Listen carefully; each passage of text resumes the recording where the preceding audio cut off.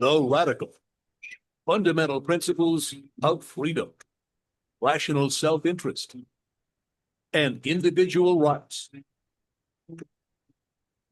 This is the Yaron Brook Show. All right, everybody, welcome to Yaron Brook Show on this Monday, March 23rd, show number two of the day. And I'm really happy to have with me Don Watkins. Don, I think everybody's familiar with Don. He is the, I don't know, he's something in marketing at the Institute. He runs marketing at the Ayn Rand Institute. And he is the author of, those books back there, that one and that one. All right, I got it right. Nailed it. With me, and also has a novel of his own. And of course, we are in the process of finishing and hopefully finding a publisher for our latest book on Western civilization and Christianity. So, Don, welcome. Good to be back. All right. So we're going to talk about, why the West has kind of lost its confidence. But maybe first we should kind of talk about what we mean by the West. What is the West? What do we consider, what do you consider the West? Yeah, I mean, I think often two things get blended together that are important to distinguish. One is just there's a location, right? Like there's Western Europe and then America as a derivation of that. And the idea of Western civilization, I think of as there was a time period during which if you think of civilization as just the ongoing process of human beings getting better at living human lives, there was a period, certainly during the Enlightenment, but stretching before and after, in which the West was really the leading harbinger of civilization. And other civilizations have played that role at various times, including Islamic civilization. During that time, the West was the carrier, the forerunner, the cutting edge of civilization. I think today civilization has gone global. The people pushing humanity forward, you can find it in all parts of the globe in various ways. But when I think of the West, it's a location, and Western civilization, really you should think about it as civilization, of human civilization, of which the West has played an integral part. And the question is sort of, what role are we playing today, and what role are we going to play in the future? And the real tragedy, in my view, is that it's really, there's nobody carrying forward civilization on principle, consistently moving it forward. And, we'll talk about how the West has lost confidence, but it's not, I don't think of it as the West has lost confidence in the West. It's that the West has lost confidence in civilization and the values that make civilization possible. So what is civilization? What are the characteristics of civilization? And, what is necessary to carry it forward?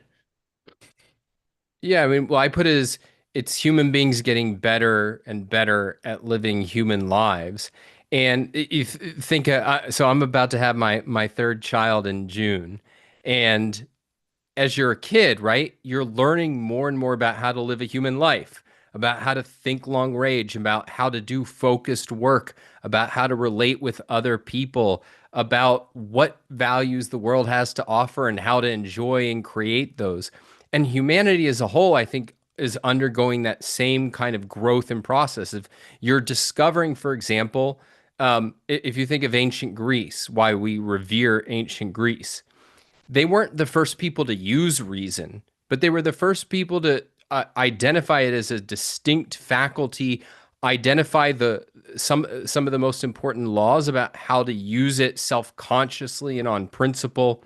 Or if you think about the laws of the rules of proper social organization and political organization, it's the discovery first that, well, human beings aren't subjects properly, but they are citizens, self-rulers who govern themselves. And then you discover, well, they need to govern themselves according to certain principles, and ultimately that culminates in individual rights. So it's this process of us learning more and more about how to live human lives. And that, like, to me, that is the great human endeavor. Or if you take the realm of technology, it's discovering that instead of, grabbing whatever animals and plants are around us, that we can cultivate crops. And then we can cultivate them by using different tools. And then we can cultivate them using the incredible power of hydrocarbons that allows us to have more food than any individual needs. Like there's this process of progress, and the question is, what are the values and principles that make progress possible? And then and then one of those values should be progress itself. How do we get better and better at doing that? Yeah, I mean, it strikes me that reason is at the core of it, right? I mean, it's the starting point. It's a respect for reason that gets everything else started, because that's the method by which we discover the values that lead to everything else. And that goes back to the Greeks, right? Yeah, I mean, I think about it as two things. And in the end, I think they're one, but it's helpful to think about them as two. Is you have a goal, which is human happiness, and then you have a means, which is reason. And if you have those two fundamentals, and indeed, I think you can view history, you can track history, and I mean, this is really the point of our book that people haven't read yet. But it's really, if you look at the kind of rise and fall of those two essentials of being pro or anti-reason and being pro-earthly happiness or anti-earthly happiness, that explains whether you're on the side of civilization or whether you're against it. And it's earthly happiness for the individual, right? It's not some utilitarian. I was just watching something where they mentioned Bentham, who. But I even regard that as part of the process of civilization, right? Part of it is even isolating that's an issue, that it's the individual. Because if you think about how like Aristotle thought about it, it's an individual view, but it's not individualism, because that whole issue hadn't been isolated. His view is, well, a human being lives a human life in a polis, in a city, like that's the best kind of life. And it's sort of blurred. He's not a collectivist that you should sacrifice your happiness for the good of the tribe. But it's also not individualism that you should never sacrifice yourself to others nor others to yourself. That is the process of civilization, is figuring that out and getting, no, it's individual happiness. And it's true that we live socially, but we can live in a fully non-sacrificial way. I think that's one of the things that had to be discovered, but you could still be on the premise of human happiness and get clearer and clearer about what really that implied and what that means. And if you think about Ayn Rand, I think part of what she is seeing that nobody else had seen is that to be pro-happiness in the end meant to be selfish. So it's getting not just that it's pro-individual, but that it's pro-selfish is kind of a further step in that whole process of working out the meaning of what it means to be committed to human happiness. So what are the key steps historically and philosophically in getting to what we call Western civilization or civilization as established, if you will, by the Enlightenment? What are kind of the key moments to get there? I mean, it depends on what level of abstraction you want to go to, but I think of big picture. I think of the biggest movements, and I really think of history in terms of these movements, because you have to take seriously that there's transitional periods, and the transitional periods are often more important, or not more important. They're longer than the turning points. Like I think of the Roman Empire as a transitional period, but it's way longer than what it's transitioning from, and in many ways too, right? But I think Greece is really the start of Western civilization. That's not a controversial view. It's where you first get reason, science, the first steps towards political liberty, philosophy. So there's civilization before Greece, but Greece is the first one to kind of really established conceptually the framework to what we recognize today as Western. So there's Mesopotamian and Greek and Egyptian civilizations and Chinese civilization and Indian civilization that even predate Greece, but uh, Greece is unique, I think, Well, because of certainly if we're what thinking you about the described. West, right? I mean, if we're thinking about humanity, it's important, but it's not the starting point. The starting point, as best we can tell, is pretty much like figuring out language and tools, and then Well, and a legal system like Hammurabi's laws in Mesopotamia and the Babylonians and things like that. And yeah, and I think if you were writing a history of civilization, you definitely wouldn't start with Greece, right? Like those things are interesting, important, and they do come up, not necessarily in our book, but like for instance, I just wrote a piece, or I'm in the process of writing a very long-winded review of a book that's not that good, called the book that made your world. That was somebody threw at me arguing that the Bible created everything. And it's, oh, we got rule of law from the Hebrews. And as you mentioned, Hammurabi, like Hammurabi had the rule of law way before the Hebrews. yeah, Yeah. I mean, insofar as we're taking that as a model. Yeah. But yeah, insofar as we're thinking, though, about the crucial turning points of Western civilization, because Western civilization, in fact, has a very big anti-civilization period, which is that you get ancient Greece, and I think you get a transition to the decline of civilization in the West with the Dark Ages. That Christianity takes over, the barbarians invade, and there's basically a complete collapse of civilization to as close as a primitive existence of people can get once they've already discovered language and farming and agriculture. And then the real reemergence of the West, where it starts to become the leading frontier of civilization, is you get the rediscovery of the Greeks, starting in the 1100s and coming to fruition in the 1200s. And it's during this stage that you get what's often called the Renaissance of the 12th century, and the a reemergence of learning that's going to culminate in the Renaissance. And after that, the scientific revolution leading into the Enlightenment, and you just get this continual and exponential growth in knowledge and in the principles of that human flourishing requires, leading ultimately to the Industrial Revolution. And in certain ways, we've continued on that trajectory, right? Like, we both love that graph, the hockey stick of everything going up and to the right, the metrics of human flourishing. But we should also talk about, and I think this will come out in some of the points that we'll get to later, is that the preconditions for what that requires were insecure and really melting away by the 19th century and certainly by the 20th, to where we are today, where in certain respects we're coasting on the achievements of the past, and in other respects, everything that allows that to continue is at best insecure, and in many ways, I think, directly under attack. So, when was the West confident in itself?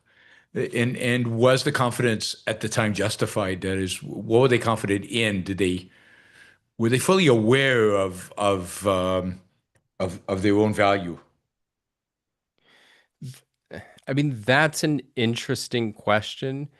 Um, in certain respects, yes, I think, that is, like, if you look at the Enlightenment, there was an enormous confidence, certainly early on, in reason, in freedom, and in the righteousness of earthly happiness. I mean, it permeates everything they write, and it continues into the 19th century, where what was I watching? I always want to call the show Robber Barons, but it's Gilded Gilded Age. Age. Gilded Age, really Gilded great Age. show. I love the show, but like just this, there's taking for granted that the world is just going to get better and better, and that we're going to solve more and more problems. And so there was a real confidence, um, that this was the right way to live, that this was good. Um, but there's a line from The Fountainhead where Rourke talks about a pain that only goes down to a certain point. Mhm. And I think it was a confidence that only went down to a certain point. I think there's always a tension in the West, not necessarily about the value of civilization, but there's definitely strains that are pulling against it. And certainly you have to think the West is like the Enlightenment.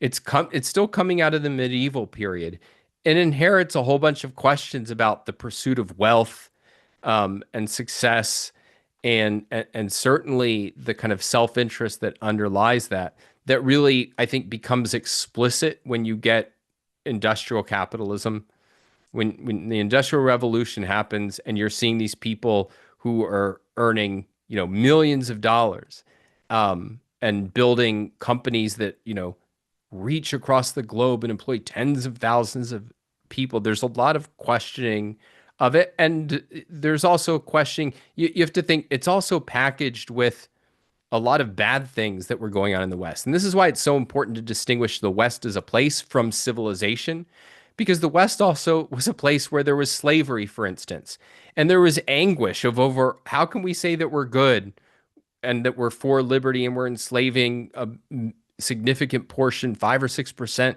of the entire population. So I think there's kind of wrestling with all of those issues that's going on. And certainly nobody fully, I think, saw to the roots of like what we're doing is good. And we know why it's good and we can defend why it's good. Because even during the Enlightenment, I stress that like the confidence and reason by the later parts of the Enlightenment, by the time you get to David Hume, for instance, who's, writing in the late 18th century, I mean, it's an explicit attack on reason. But even if you set Hume aside, who, is a notorious skeptic, there's much more, even in Adam Smith, there's much more of a kind of skepticism about, well, how much can we really know by reason? It's important and so on. I think there's a lot of uncertainty. And I think it's important or helpful to think about the confidence in a culture as a parallel to self-esteem. Because with self-esteem, you can go wrong. You can lose confidence in two ways. One is that you can be good but have wrong standards. And think of Atlas Shrugged. I won't give spoilers, but a character like Hank Rearden, Mhm. he's good. He's honest. He's rational. He's productive. But he accepts or at least doesn't reject all kinds of wrong standards from the culture. And so he doesn't know that he's good. He lacks confidence in his righteousness. And then you take a character like James Taggart, who he doesn't think he's good because he's not. And I think both things are going on in the West, and you have to distinguish between them. I think most of what's going on in the West is that we're good, but we don't fully know it and can't fully defend it. And then that gets systematically attacked, really starting in the 18th century, but the 19th century is where that's coming more and more to fruition and continuing to our day. But then if you want to understand why today it's kind of come to a crisis point, I think you also have to take into account that we're not good in many ways. That if your standards are being pro-reason, pro-individual happiness, and therefore pro-freedom and pro-progress, I mean, your show is kind of testament and a catalog of the ways in which, yeah, we shouldn't feel proud of that. We should feel proud of our core ideals, and we should feel shamed that we don't live up to them. Now, I'm putting it we collectively, but in a certain way, you should think about it collectively. I'm part of a society that like is not living up to my ideals, and that's not something to be proud of. So, we're losing confidence, which suggests that we used to have confidence. Do you have a sense of, I mean, there's a sense in which World War II seems to me like this big defining war in the sense that it was the better elements in the West fighting against the evil elements in the West, right? The collectivism, versus the individuals, unreason versus reason, capitalism versus socialism and fascism. And we won. The good guys won, right? And yet it didn't result in a kind of an assertion of the values that made us good. It resulted kind of in a big damn compromise. No, and I think it's easy to whitewash that period. So, you think about this. The Soviets and the Americans get, around Germany roughly the same time. The Americans, if I recall correctly, a little ahead. But basically, the Americans are making an explicit policy decision that we don't want to confront the Soviets, like let them, run into Berlin. And we're working with these moral monsters, and you can make an argument that that was practically necessary. I think it should be an argument. It's not obvious to me that that's true, but we're working with these moral monsters. And even at that moment where we've crushed the enemy, that we're scared to assert, well, no, we're not going to let you take it over and turn it communist, really reveals the weakness. But I think that goes back further. I think really you can see it even after World War I, where there's a real movement to the idea of self-determination of countries, not countries should be pro-liberty. But I think part of what you saw was a guilt over empire, which in many ways is an earned guilt, right? Like that having an empire is problematic. And the idea that, well, it's not that countries should be able to be independent and free, but that every country should be able to determine the way that it runs itself. And who are we to judge? I mean, it really had a multiculturalist element before multiculturalism was a thing. Well, I mean, it's a consequence of kind of 19th century nationalism, and which didn't really completely manifest itself in the 19th century. And the post-World War I was an opportunity. Now we can get the project done, right? But that's why what I'm saying is, like, clearly by this point, by the time you get to the 20th century, there's not a clear idea of freedom and all of its preconditions are good. And we should stand for them, and we should support anybody who's on their side, and we should oppose anybody who's not. And then, but by the time you get to World War II, and Ayn Rand made this point about, I mentioned, like, there's a debate, should we have partnered with the Soviet Union? And she had I forget exactly how she formulated the point, but it was essentially like, whatever you do, though, you can't lie about their nature and pretend that they're friends, and like they could be allies in the sense of, we need you to defeat a bigger enemy. Like, that's an argument you can make, but not, oh, Uncle Joe, my friend. There's a really good, if you want to feel angry for 800 pages, there's a book called Stalin's War, which is in many ways there's an older book that Ayn Rand used to recommend, East minus West equals zero. And this is really elaboration of that theme, is how the U.S. and the West propped up the Soviet Union at every turn. And the way in which there was this kind of moral cowardice and view of that the Soviets were superior. And you can put that on FDR, but it was wider. FDR was a reflection of the West itself, feeling like there's something morally superior about these butchers. And where they felt on the defensive. And the idea should be really striking, and it's certainly revealing, that they felt on the defensive in the face of one of the most evil people in history. Yeah. So, I mean, this brings us to kind of, what is the fatal flaw? That is, what are the ideas that are really in Western thought almost from the beginning, at least from the beginning or from the end of the Enlightenment, but really from the beginning, right? Because they're in Christianity, I think, that the Enlightenment doesn't get rid of, and that therefore constantly are undermining this confidence and undermining the success at at achieving civilization. Yeah, well, I mean, I think, one level you gave the answer is that I think the Enlightenment got the essentials what of reason and earthly happiness, and then its major political consequence, freedom, and then its major economic consequence, progress. Like it was pro all the essentials, certainly all the essentials we've discovered so far Yeah. of human flourishing. But when it came time to defend them and to explain what they were and why they worked and why they were right, I mean, it was a mess. Even reason, I indicated that by the time you get to the late 18th century, they're not virulently anti-reason in the way that like Kant and the Romantics are going to be. But we don't know that reason can discover all that much or achieve certainty, or even the people who are the kind of best defenders of it. If you take somebody like Locke, the more like the closer you look, like he was amazing at upholding reason as a value. So Locke was a Christian of an unorthodox type, and his view was even revelation has to prove itself beyond the bar of to the bar of reason.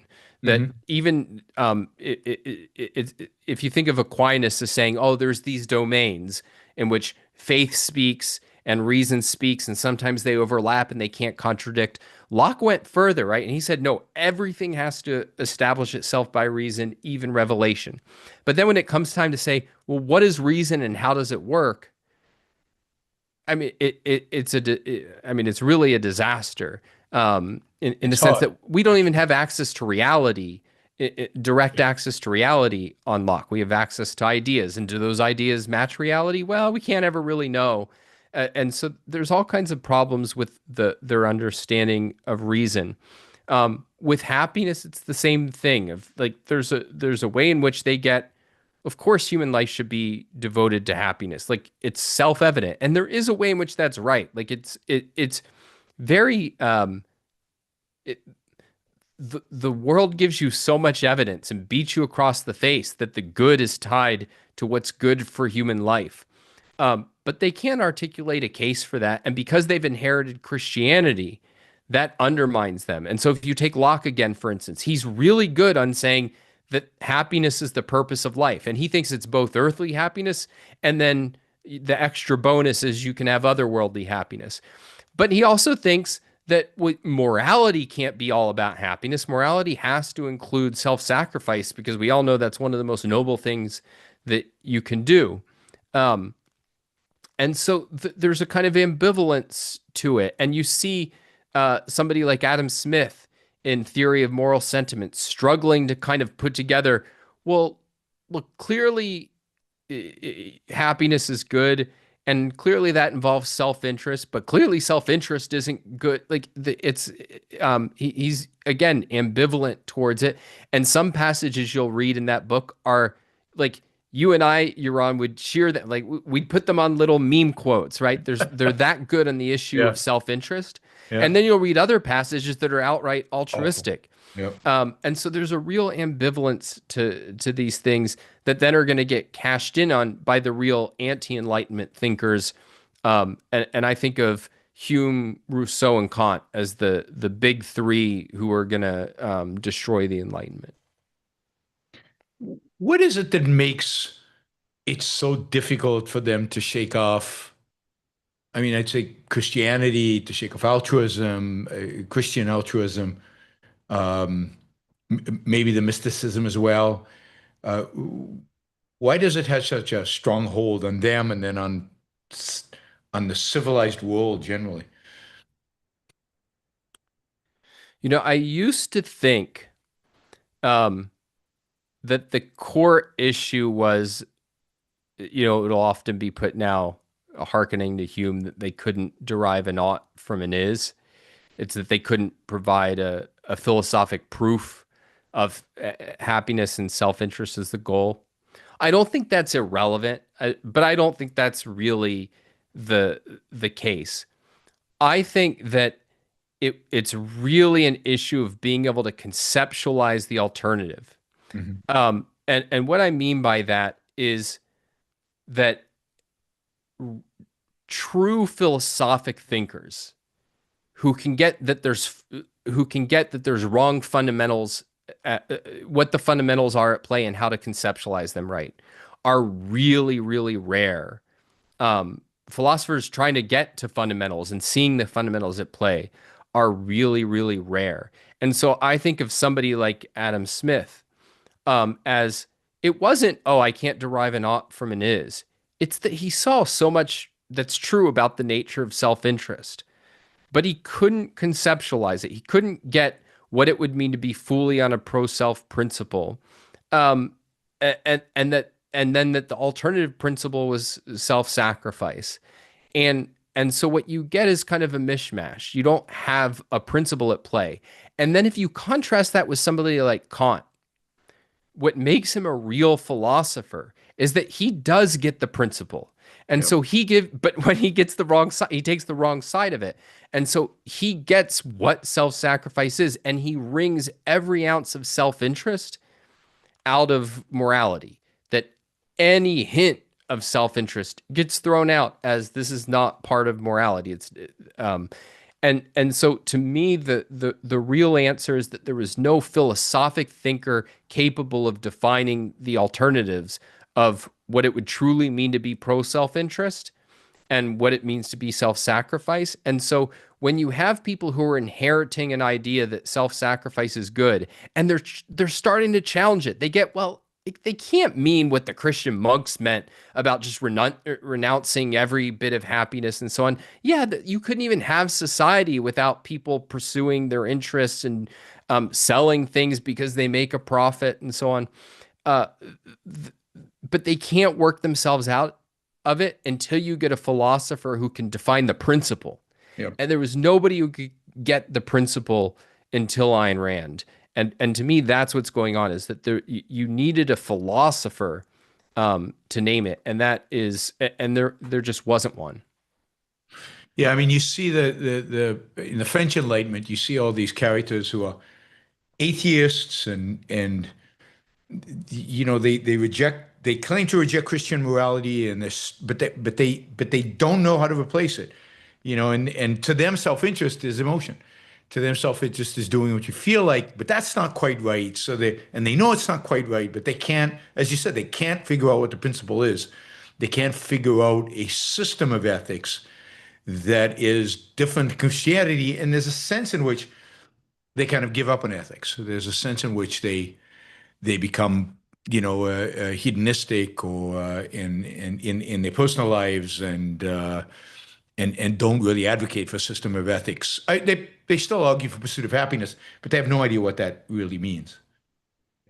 Well, and that's partly why they can't get the principles, that they don't even get the genus exactly, that there's a blurring of the chosen and the non-chosen, of the fundamental and the derivative. There's all kinds of like mistakes going on. And look, I get it. If I had been during the Enlightenment, I would have been a hodgepodge as well. I would have, at my best been kind of like Adam Smith going, oh, well, there's this, elements of self-interest that it's really, really, it takes a profound mind. And then if you think about this is in the area of morality, that they have to challenge Christian morality that has been dominating the West for 2,000 years. It takes a philosophic mind, a profound mind, a genius mind, and an enormously independent, first-handed mind, and a person of high self-esteem.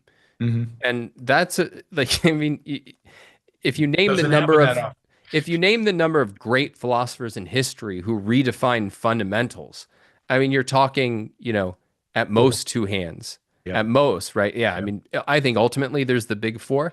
Yeah. But at most you're dealing with two hands, and it just didn't happen. Yeah, and they struggled with seeing the connection between reason and happiness.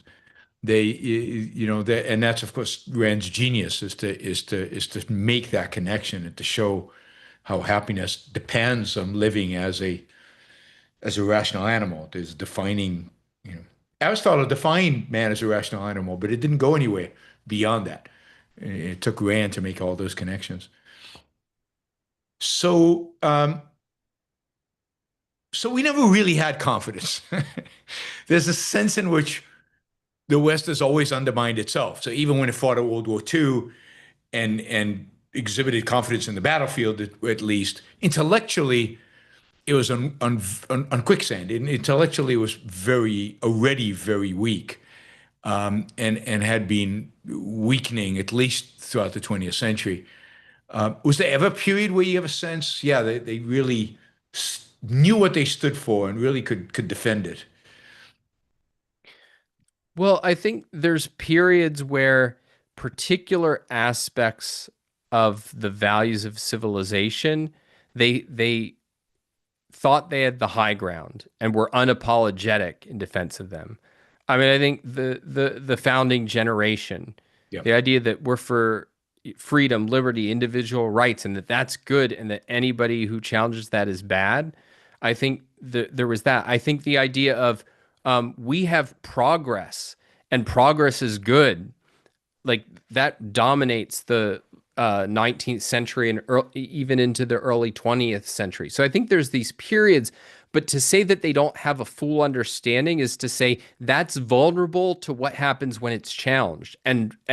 So what happens after the founding is it's really not that long into the 19th century that it starts to become challenged at the level of philosophy, where the whole attack on individual rights that you get with Bentham and a whole bunch of other philosophers after, and then progress getting challenged in various ways in the 20th century, and certainly the early challenges are much more, progress is self-defeating. So if you think about like where's the bomb going to lead us, and then ultimately the full open attack on progress with the rise of environmentalism. So I think there's periods where there is if you had, kind of polled the champions of liberty and the champions of progress, they meant it. They did not have any doubts that this was right and that this was good, but it was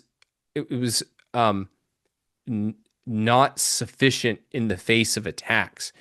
And that's the vulnerability that you see. Yeah. So I mean, it's worth pointing out. Let's take a more recent example.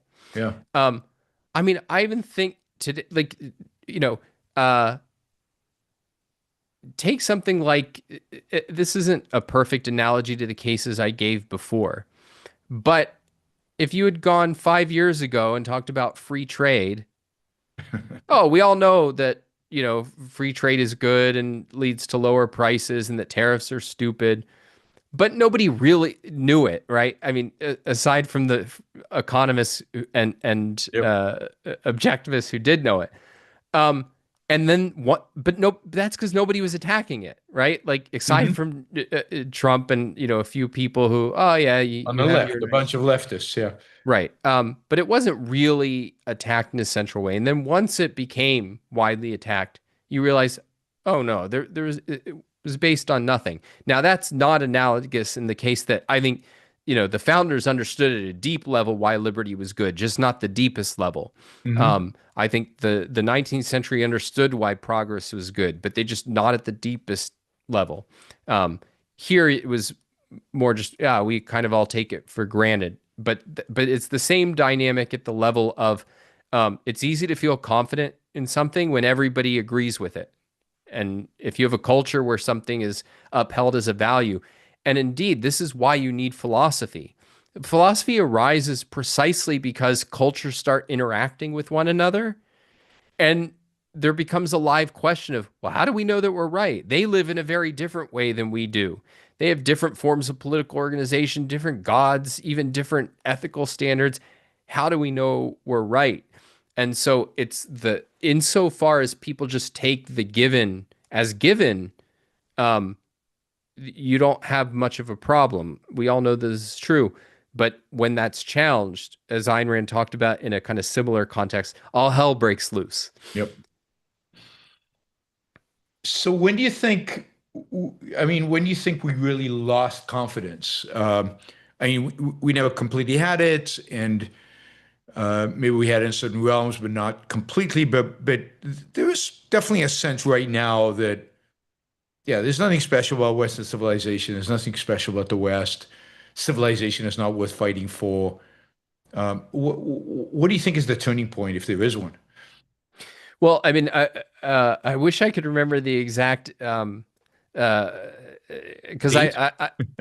no, I could give you. It's not literally an exact date, Yeah. but if you go back and look at like the Crisis of the West genre, so we're writing a book that's in this genre, and if you wanted to guess when the first book was, maybe you go back, oh, maybe people were talking about this in the 90s.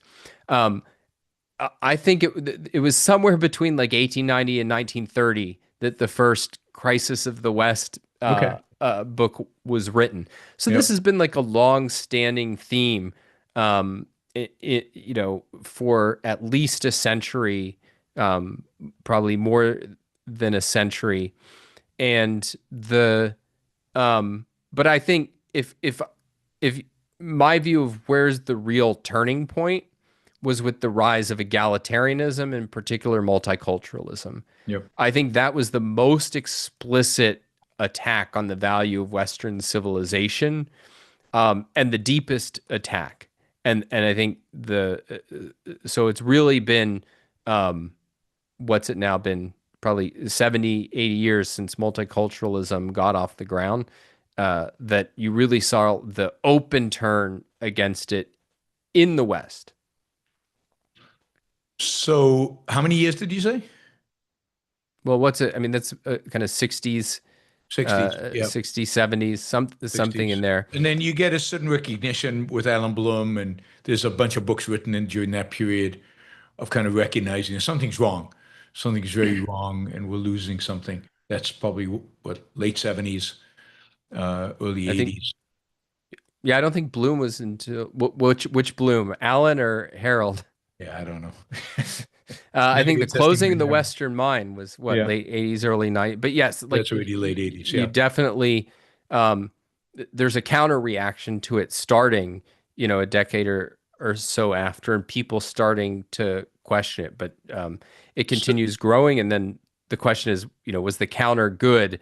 And I think part of what made the counter bad is that often it involved a kind of whitewashing of the West qua place. yep. So if we think of what we're defending as not the West, but civilization, Civilization. and wanting the West to take part in that and be a leader in it, well, guess what? The West as a place has been pro-civilization, but it had plenty of anti-civilization efforts. And I think and when multiculturalism arises, they don't make that distinction, and all of what they write. And if you take Alan Bloom, for instance, closing of the Western mind, closing of the American mind. I don't know. There's many of these closings, Yeah. openings, American, Western, Yeah. but his is one example of many of we need to go back. And it all has the flavor of we need to go back. We had it right and we need to go backwards. And that's an anti-civilization idea. And it's not true because there was no golden age. Wherever you go back to, all of our favorite periods, you and I could give 5 hours on everything wrong with them. And I often think of like my close friends, and it's like, yeah, the Enlightenment would have been great, except for my friend would have been enslaved. My other friend wouldn't have been led into the country. Like, there's plenty of things to be, really upset and Not to outraged mention, about. not to mention your wife. Women did not exactly have full rights when the country was founded. Yeah, to say the least. And so there is no golden age. And so to answer those attacks, you have to be pro civilization, not pro a place. I want my place because I value my place. I want it to live up to the ideals of civilization, and that to get there is not about going back. It's about going forward. And that there was, I mean, it was only objectivists, in my view, who were making the case to go forward. Yeah, and it's a fatal flaw in conservatism. And what are you conserving? Well, in its tradition, it's always backward looking. Everything they do is backward looking. And I think Alan Bloom was part of that conservative tradition of looking to the past. Instead of looking to the past to take out the good stuff and project it into the future, it's accepting the past. And of course, the West, the places where we got communism and we got the Nazis and we got slavery and we got all these things are part of the West. They're not part of civilization. The anti-civilization forces within the West that are constantly fighting. And of course, the West is where Christianity is and came from. And, we argue it's an anti-civilizing, still is an anti-civilizing force. So it seems like things are only getting worse. Oh, I wanted you, before we get to that, say a little bit about multiculturalism. What is it? Because it's sometimes conflated with, well, I like pizza and Chinese food and lots of different cultures, and I love traveling and seeing a lot of different places. But what is it about multiculturalism that is different than appreciating other cultures or valuing different aspects in different cultures? Well, I mean, the examples you gave are revealing, and a good parallel would be to take something like environmentalism. So environmentalism starts out by saying like, hey, don't you want clean water and don't you want to not choke on smoggy air? And people go, yeah. And they said, okay, great. Well, then you need to be against human impact on nature, which led to these things. So they take things that are good and they use that to sell a principle that's evil. They take something that because the right principle is well, what we need to do is continue having human progress so that we can have not just energy and food and technology, but cleaner air and cleaner water. And they use it to sell an anti-technology idea. And if you take multiculturalism, it takes a thing that's true, which is there's a lot of really cool stuff that you can find in every part of the globe. And not just like good food and awesome clothing, but ideas, right? Like if you, I mean, we've been stressing this idea that civilization is a human project. Where would math be without India, without the Islamic Empire? Like turns out Afghanistan was a thriving place and of scholarly activity, particularly in math, in like the 10th century, 11th century.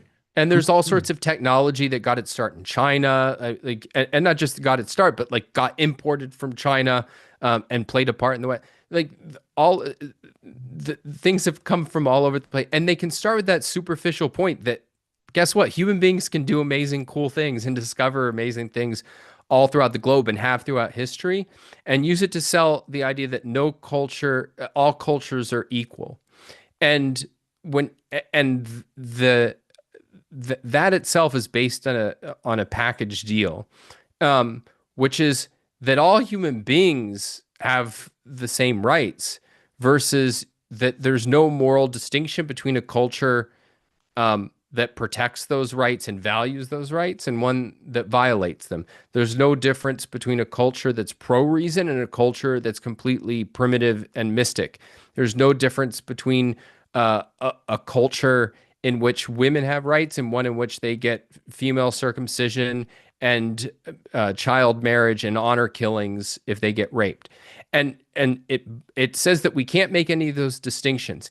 And since you can't actually maintain that kind of view, and nobody really holds that view, what it really is amounting to is it saying you can't say the West is good, or you can't say that anything is good.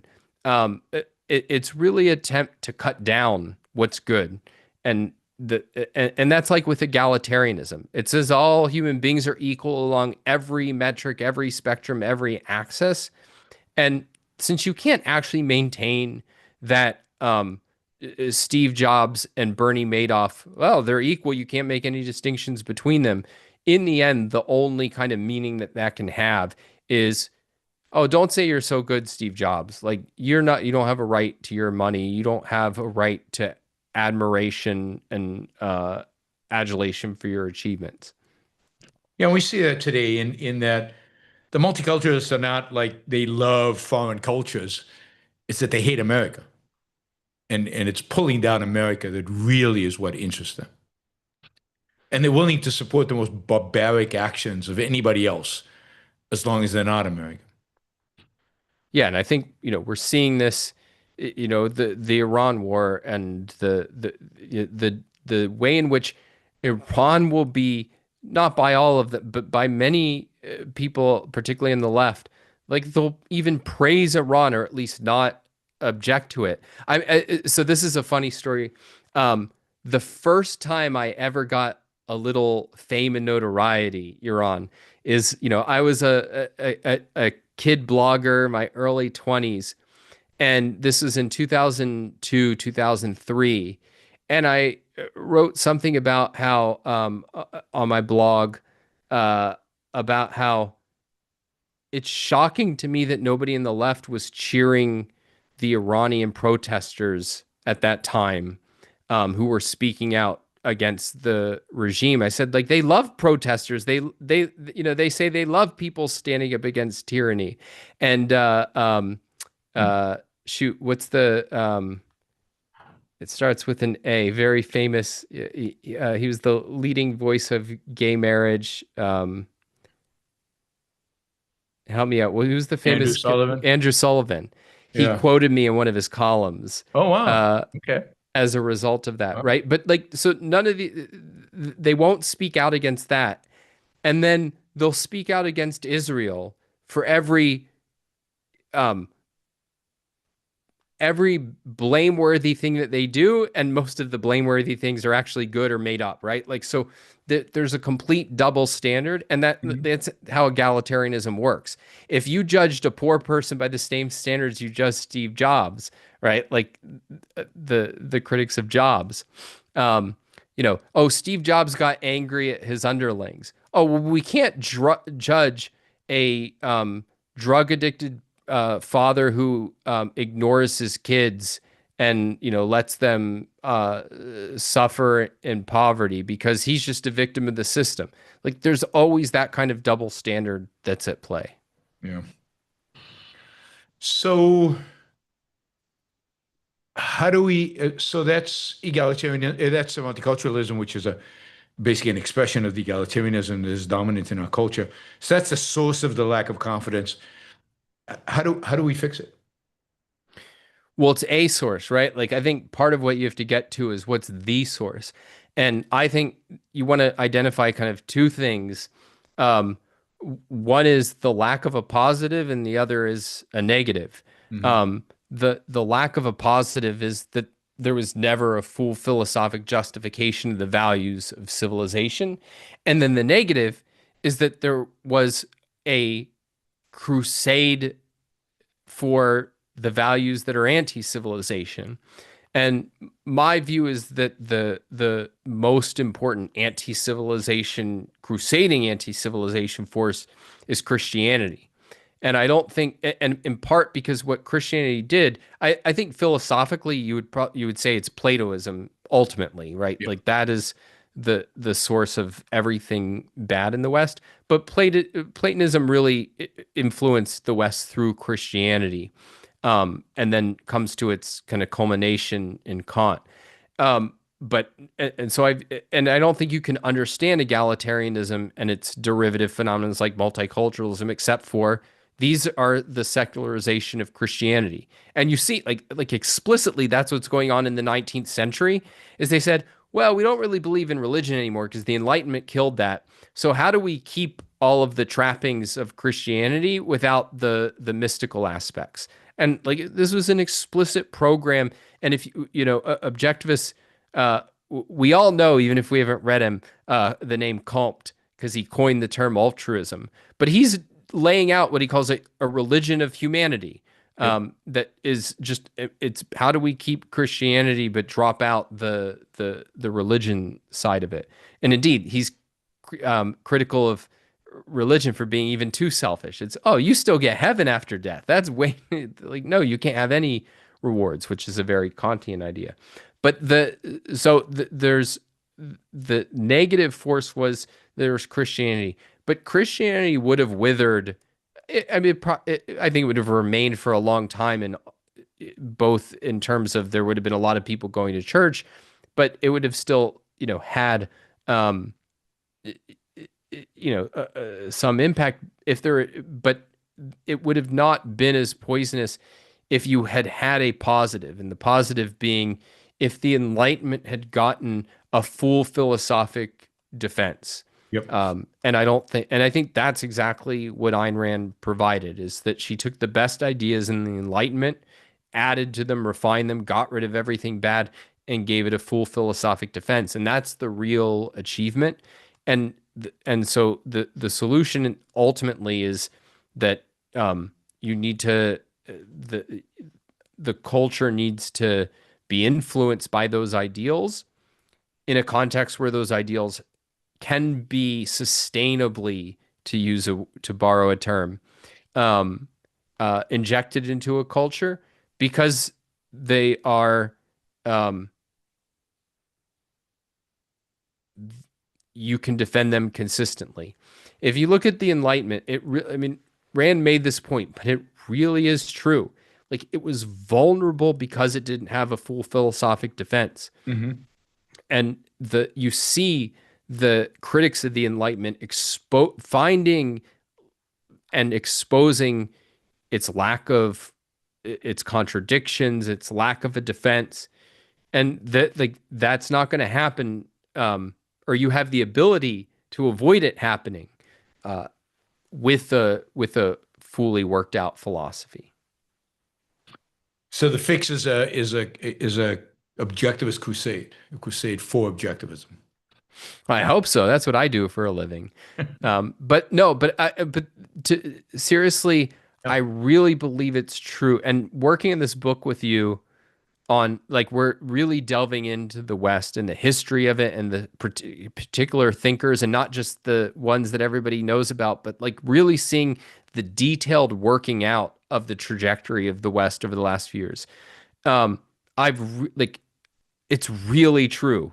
It really is what happened, is that you had reason, individual happiness on earth as philosophically undefended. Mm-hmm. And that is what unraveled the whole thing. And our book's Christianity versus the West, but I think for your kind of objectivist audience, another value that they'll get is, I really think what we're doing is just concretizing and fleshing out Ayn Rand's overall arching story that she tells in Faith and Force, and in other places like For the New Intellectual, and kind of showing, like, no, if you guys delve into the history, and not like, we cite a few friendly historians, but mostly it's just peer-reviewed literature and primary sources. That really is what happened. Yep. I mean, it's amazing how much of the detailed history actually plays out the way Ayn Rand, kind of in a very broad way, described it. Oh, can I tell you something that, this is kind of a small point, but I've been thinking about it this week, where I thought that Ayn Rand wasn't necessarily fully right about a point that it's fine if she wasn't right about. And now I think she actually was right the more I looked at it. So there's been, she said that it was Thomas Aquinas who, reintroduced Aristotle and really brought about the Renaissance. And historians recently have, not like they've dismissed Thomas Aquinas, but they said there were all kinds of Aristotelians who were writing and doing work, and that's true, and that's important. And I think, and for a while it's like, okay, well, Aquinas is, let's call it, the most important or the greatest of these. But I actually think, if you understand how she thinks about things, and I think she's right about this, for Aristotle, it had to be put into a system. Yep. That for it to really be influential, that it had to be part of an integrated system. And my view is that he's the person who did that in a context where it could be influential in a really deep and abiding way. So I'm open to my philosopher friends convincing me that I'm wrong. Yeah. But I think that if you understand how philosophy works and the way in which it's not enough just to, like, hey, this Aristotle guy is awesome and he's right about science and he has so many cool things to say about logic, but that you need a system and people having confidence in a system, even if they don't agree with every aspect of it, but that somebody puts it in systematic fundamental form. I think in the end, she'd probably right about that too. Yeah, it probably, Veronese would probably also integrated Aristotle into kind of the system in the Islamic context. But he comes at the very end of kind of the Islamic golden age, so it's too late. It has no impact on the Islamic world. It has an impact on Aquinas because he reads his commentaries in Aristotle. He doesn't read. So he's impacted by it, but Aquinas, in a sense, because he comes at the beginning, or not at the beginning exactly, but kind of at a low point in Christianity, or just as it's starting to rise, as civilization is starting to be reintroduced into the West, has a huge impact on everything that happens after him. Timing is important. I mean, imagine Ayn Rand 100 years earlier. Right? Yeah. No, I think it's important that there were cultural conditions that enabled him to exist and enabled him to have an impact. Yep. And so yeah, Yeah, and the fact that other people reading Aristotle and teaching Aristotle probably made it possible for him to exist, right? To him to be able to to do what he did and to have the influence that he had. It wasn't a completely foreign agent that was coming into the Catholic world. All right, so we have a bunch of questions. All right, Cobb has like 10 of them. All right. Let's start with we got $100 for every question. That's a good day that for would be you. nice. No, Cobb is just $10 each question. So he has 2, 4, 6, 8, 9. Some of them $5 questions. 9 questions, all basically the same theme. We'll get to him in a minute. Let's though start with our $50 questions. So we'll start with Shazbot. Speaking of civilization, he says, what's your favorite post-apocalyptic story? Post-apocalyptic. I don't know. What are the options? Nothing's even coming to mind of the genre. Anthem. Yeah, well, that's that's an easy one. 1984. What do you call it? God, Huxley. Yeah, well, if you're including I mean, those aren't exactly a post-apocalyptic, right? Like those are much more the Okay, so dystopian. Dystopian.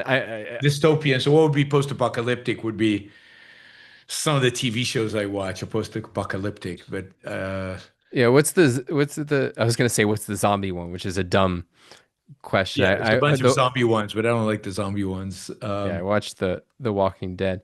Well, I will say Mad this. Max. So Mad Max has to be the greatest. I've never seen that. It's way too violent for you, Don. But yeah. No, I am watching Pluribus, which is the Vince Gilligan show that came out in this last year, and I have some criticisms, of it. But what I liked about it is that it felt fresh where it wasn't zombies. It was trying to do something new and creative. But I'm also, I think, overly biased to like anything that Ray Seahorn is in. So we'll have to wait for a few more seasons before I know but sure. I definitely think it's fresh and new. Yes. I mean, it would have been easy to make the Blob a blob, the thing spooky and scary, and to make it happy and kind of spookily benevolent is original. I mean, that's and it raises. I think it's also just really interesting philosophically. So the way I always put it, I think on Twitter right after I started watching it was, it's like, what would you think about the Society of Anthem, except that there really was a collective mind? Yeah. Like what are the implications of that if like we really were an organism that survived and we're all cells in a larger society. Part of what's interesting about it is it's revealing of how that's so not what we are, right? Like how radically different we would be if we weren't individuals who had to think and who valued as individuals. And so it like in many ways the show's a great refutation of collectivism just in the grounds of we would look and live nothing like how we look and live. Yeah, and they have problems there because they have a hard time feeding themselves. I mean, there's a bunch of things like that because it's one mind, they just can't solve. They're stuck. There's no progress, right? In a place like that, there's no Well, innovation. to me the bigger thing is it's not clear that there's a beneficiary. Yeah, Who's enjoying, who's yeah. benefiting from this? Who's the happy one? Yeah, It's not obvious that there's a real answer. yeah, yeah.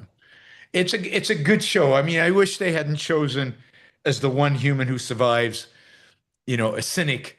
I mean, it makes it funnier and it makes it entertaining, but it also kind of, it'll be interesting to see season two. Have you seen the end of season one? Yeah. So it would be interesting to see in season two how she and the Ecuadorian or Paraguayan or whatever, how they interact. Because he's kind of the idealist, you know, individualist. And it's going to be interesting to see how she and him get along and what they actually do together.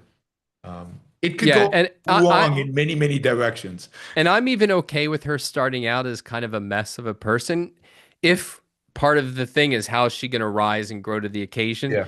And with Vince Gilligan, he's an interesting writer in that it could go either way. The thing he's most famous for was deliberately about a human being's descent, but I don't think his view, I've listened to a lot of interviews with him. I don't think he has a cynical view of humanity that you might think, oh, he's obsessed with evil. He was interested in the Has descent ever into evil. written anything positive about human beings? I'll get back to you. I can't think of a positive character he's written, which makes me suspicious of his sense of life deep down, right? Fair enough. But we'll see. We'll see. All right, Wes asks, any plans to return to fiction writing anytime soon? Got any interesting stories waiting to put pen to paper? Uh, Definitely not soon. Um, I had a follow up to my first novel that I have a draft of, but it would need a lot more work to finish, but it's just so hard. And really, if I was going to write fiction again, I don't know that I'd be motivated enough to just write like another thriller. I think I'd want to write something that I regarded as like real literature. Um, and I suspect that that's much more a kind of late career retirement move. So Right, an historical novel now after oh, all this is. I've thought about it. I've just started finally reading. Have you ever read Umberto Eco's The Name of the Rose? Oh yeah, years and years and years ago, I read it a long time ago, and I loved it. I thought it was fantastic. I'm early on in it, but like reading, knowing the history of Occam and the all that's going on in that time period, it's immersive, it's philosophical. It doesn't mean you agree with Yeah, everything, but it's just absolutely. relentlessly interesting. It's a clever book, and I don't think I didn't know anywhere near as much as I know today about the history, and I still really enjoyed it because it was so intellectual, and interesting. And the movie's good. I don't know if you ever saw the movie with Sean Connery. No, after I read the book, that's on Yeah, my after list. you read the book, definitely, definitely. All right. Wes also asks, to add to what you are saying, I'm very disappointed that our culture today is so pessimistic on the future of humanity. Very educated and smart people are convinced that we are heading towards some inevitable apocalypse. It is interesting, though, that that seems to be prevalent in every era, right? I mean, when you study Christianity, so much is about, Jesus tells us, the world is going to end soon. And then every time they're expecting it constantly, there's an expectation of the end of the world. And I don't know if it's just Christianity, if other religions have it quite as much, but in the West, this pessimism has always existed. Um, yeah, I mean, millennialism, it's not a distinctively Christian phenomenon, though it's been a heavily influence in Christianity. Um, I mean, I suspect that it's a form of, well, one, you can just have a negative view of human beings, but then you pair that with there's a certain sense of kind of control, like it's a form of make believe, of it's all doomed, but something, magically good, like, we're headed to the end time so that something good will emerge and save us. Um, I, I so can't relate to it. I just have a completely different view. So to go back to art, so my wife and I just saw the new movie Project Hail Mary. And there was an interview with Ryan Gosling, who was part of it, and he said that he took the role because he had a view that the quote is, "The future isn't something to be feared; it's something to be figured out." Good for him. Um, Good for him. and I really hope that film just does amazing and breaks box office records. It's good. It's not the greatest thing I've ever seen, but it's refreshing to have something that has a positive view of humanity, the future, technology. Um, and it's part of why I like watching historical fiction and reading it is go back to periods where there was that kind of, oh my God, we're building a bridge. This is amazing. Let's go have a party Yeah. and a celebration. Because the kind of We got defeatism, told early, earlier had said, yeah, don't have babies. You'll kill everybody. Yeah. I mean, that that excitement about progress that Ayn Rand so beautifully captures in Apollo and Dionysus, right? When she writes about Apollo, the Apollo mission, um, is in pieces of our culture, but it's like everything in our culture. There's pieces of it. The pieces are the good, and it's not fully integrated. but I mean, so Rand has a whole view of, um, she'll put it sometimes as a mongrel philosophy that all of us form growing up. It's a kind of implicit view of the world and what she calls a sense of life, which is your implicit metaphysics. And what um the it's very easy and really tragic when kids growing up form a view that the world's not open to achievement, it's not knowable, things don't make sense.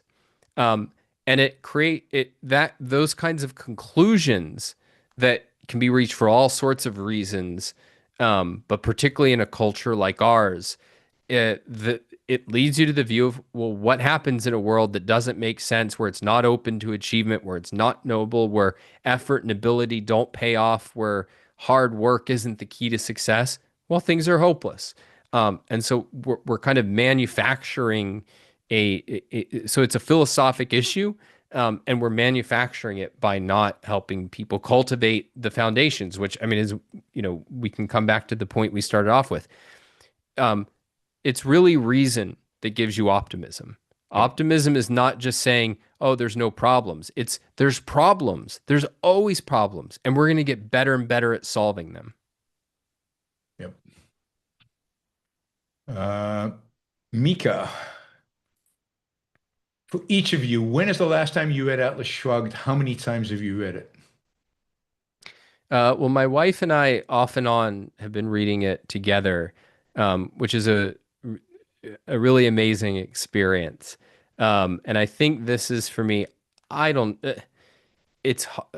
I think I've read it like cover to cover maybe 6 or 7 times, but I read pieces all the time. Like it's just an ongoing part of my life. So it's hard to put a number to it, but probably 7. Yeah, I'm probably 5, and it's been a while. Like, I don't know exactly, but it's been years. And again, I've read pieces of it. I sometimes start it and don't finish it, or just skip to some of the part. So, um, hard to tell. But yeah, Audiobooks helped me with the last two so rounds. I haven't heard it on audiobook. That's my big project. But to do that, I have to stop listening to all the other books that I've got in my pile for audiobooks. And it's like, I've read Atlas Shrugged already, all these books I haven't read. Yeah. But Atlas Shrugged's a unique experience, so I'm constantly torn between. I don't do well with literature and audiobooks, but I Yep. did knowing the book like that Yep. that made it actually a really it was a different way to experience it. Yep. But like I can listen to nonfiction on audio. I can't listen to unfamiliar fiction because if you lose a few lines in nonfiction, you usually can pick up the thread pretty easily. With fiction, I'm just done. Yeah. You have to Lost. constantly rewind it. It's a Yeah. pain. But yeah. Maybe Dan Brown I could listen to on fiction or on. You miss a few lines, you're not missing too much. The more you miss, the better off you are. Yeah, but I don't think I've ever read a Dan Brown book. So I read one, and it was on audiobook. Okay. Now that I remember. Yeah. James asked, Don, is Donald Trump worse than you thought he was going to be? Oh my gosh. No, but with a caveat. If I would have said, in abstract terms, oh, he's going to be a disaster, and had some sense of, what was possible for the disaster. Living through it is just very different. There's a sense in which, like, actually seeing things happen this is philosophy gives you principles that allow you to predict in broad terms, long-range consequences. And it's one thing to know the long-range consequences of our course will be bad. To really see like we're passing tariffs and we're throwing people in prison without like proper rule of law because they might be immigrants, and like all of this stuff, seeing it happen, I wasn't prepared for it, even though the scale of it wouldn't have surprised me in abstract terms. But I'm continually shocked. I mean, I shouldn't be, but not surprised in the sense of that's what I thought this kind of mentality could do. But to really see it is I'm still not used to it. Yeah. Hopefully we'll never get used to it. Clark says, is the West losing confidence or has it lost it? Will America still be semi-free in the next 20 years? Well, those are different questions. So I do think it is easy to be too pessimistic, in that you can be too focused on whatever you read in the news and see on Twitter. And if you have to take seriously that a culture is a very complicated, rich environment, if you will, and that my actual day-to-day experience of people, and I don't just mean like people in the small town I live in, but like there's people building things and working and who value freedom and who don't like that there's two nihilistic tribes in charge of the country. There's way more in the mix, if you will, than just the Republicans suck and the Democrats suck.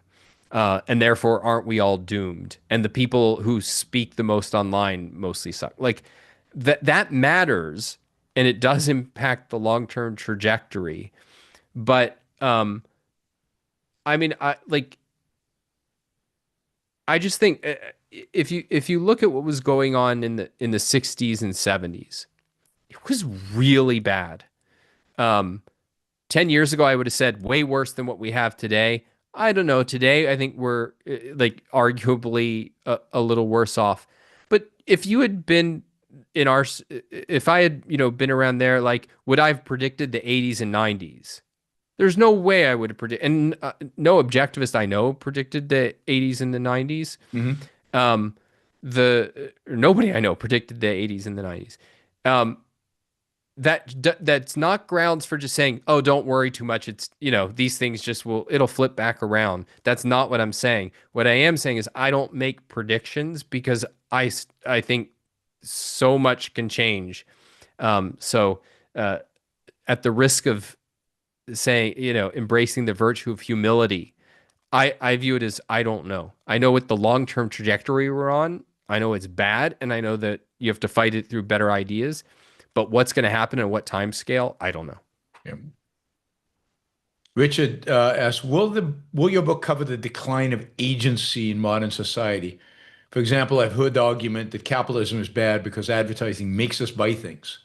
I'm not making that up. Yeah, I mean, that's a pretty old argument. I remember even in the 70s and 80s, the idea of subliminal messages at supermarkets, in the music, they're telling you what to buy. And I think that was debunked and nobody talks about that anymore, but there's other ways in which I'm sure you're being manipulated by that. I wish that were true. ARI would, like, as the person who runs ARI's advertising, if we could just control everybody through dollar spend, life would be great. No, at that level, but if you just about agency more broadly, definitely part of the story is free will and how people are thinking about free will, and not just the philosophic question of are we determined or not, but how much control does an individual have over his or her own life. I mean, the most striking thing to me about the Renaissance, aside from the art itself, is that you're coming out of a medieval view of man that said we're a worthless sinner who can't know anything, can't do anything, and is should have eyes cast downward. You get to the Renaissance where they're like leading thinkers are explicitly comparing us to God and saying that human beings are godlike and control our fate in all sorts of ways. That is such a crucial part of the story. And one way you can track good guys and bad guys is often by tracking, are they the degree to which they're pro or anti free will. I mentioned I'm critiquing this book, the book that made your world, about the Bible. Yeah. He had the biggest whopper where he had I couldn't even work into the review because I said if I tell people that he said this, they're going to think I'm just picking the lamest book I could find to attack Christianity. But where he put Martin Luther as one of the great defenders of free will in Western society. Martin Luther wrote one of the most explicit, virulent attacks on free will. Now, he wasn't focused on philosophic determinism that oh, well, you can't decide what you want to watch on Netflix. Yeah.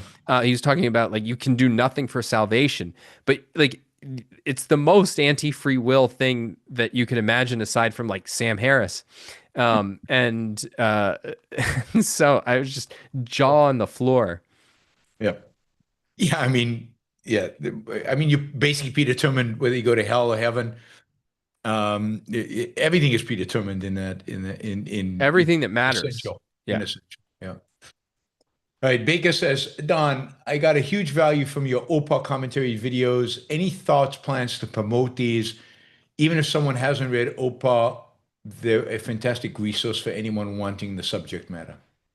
Yeah. So a few years ago, basically I wanted to, I had written a lot on politics, but my interest has always been in more fundamental philosophy.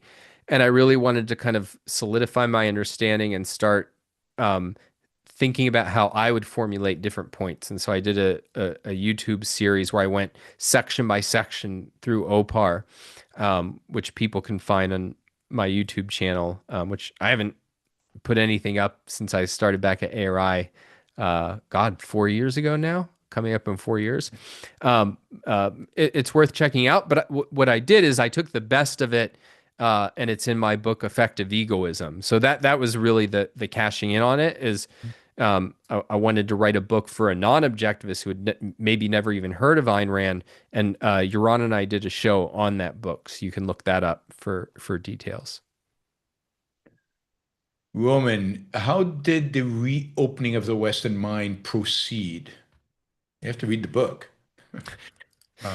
Um, I mean, so the easiest version of it to tell is, oh, they rediscovered Aristotle and the ancients, and then became pro reason. I think there's a lot more interesting, like if you go down a level on what's happening, I think there's a lot that's interesting. There is an element of there were some improvements that were happening even before then. Growth in population after the decline during the Dark Ages that we really don't have an explanation for. There was the Carolingian Renaissance that I don't think was too influential. It didn't really have a long-term impact, but you can at least see like what that illustrated is there was at least like people don't want to just die. Some do, right? But like if you give people even a glimmer of hope, they'll try to do something.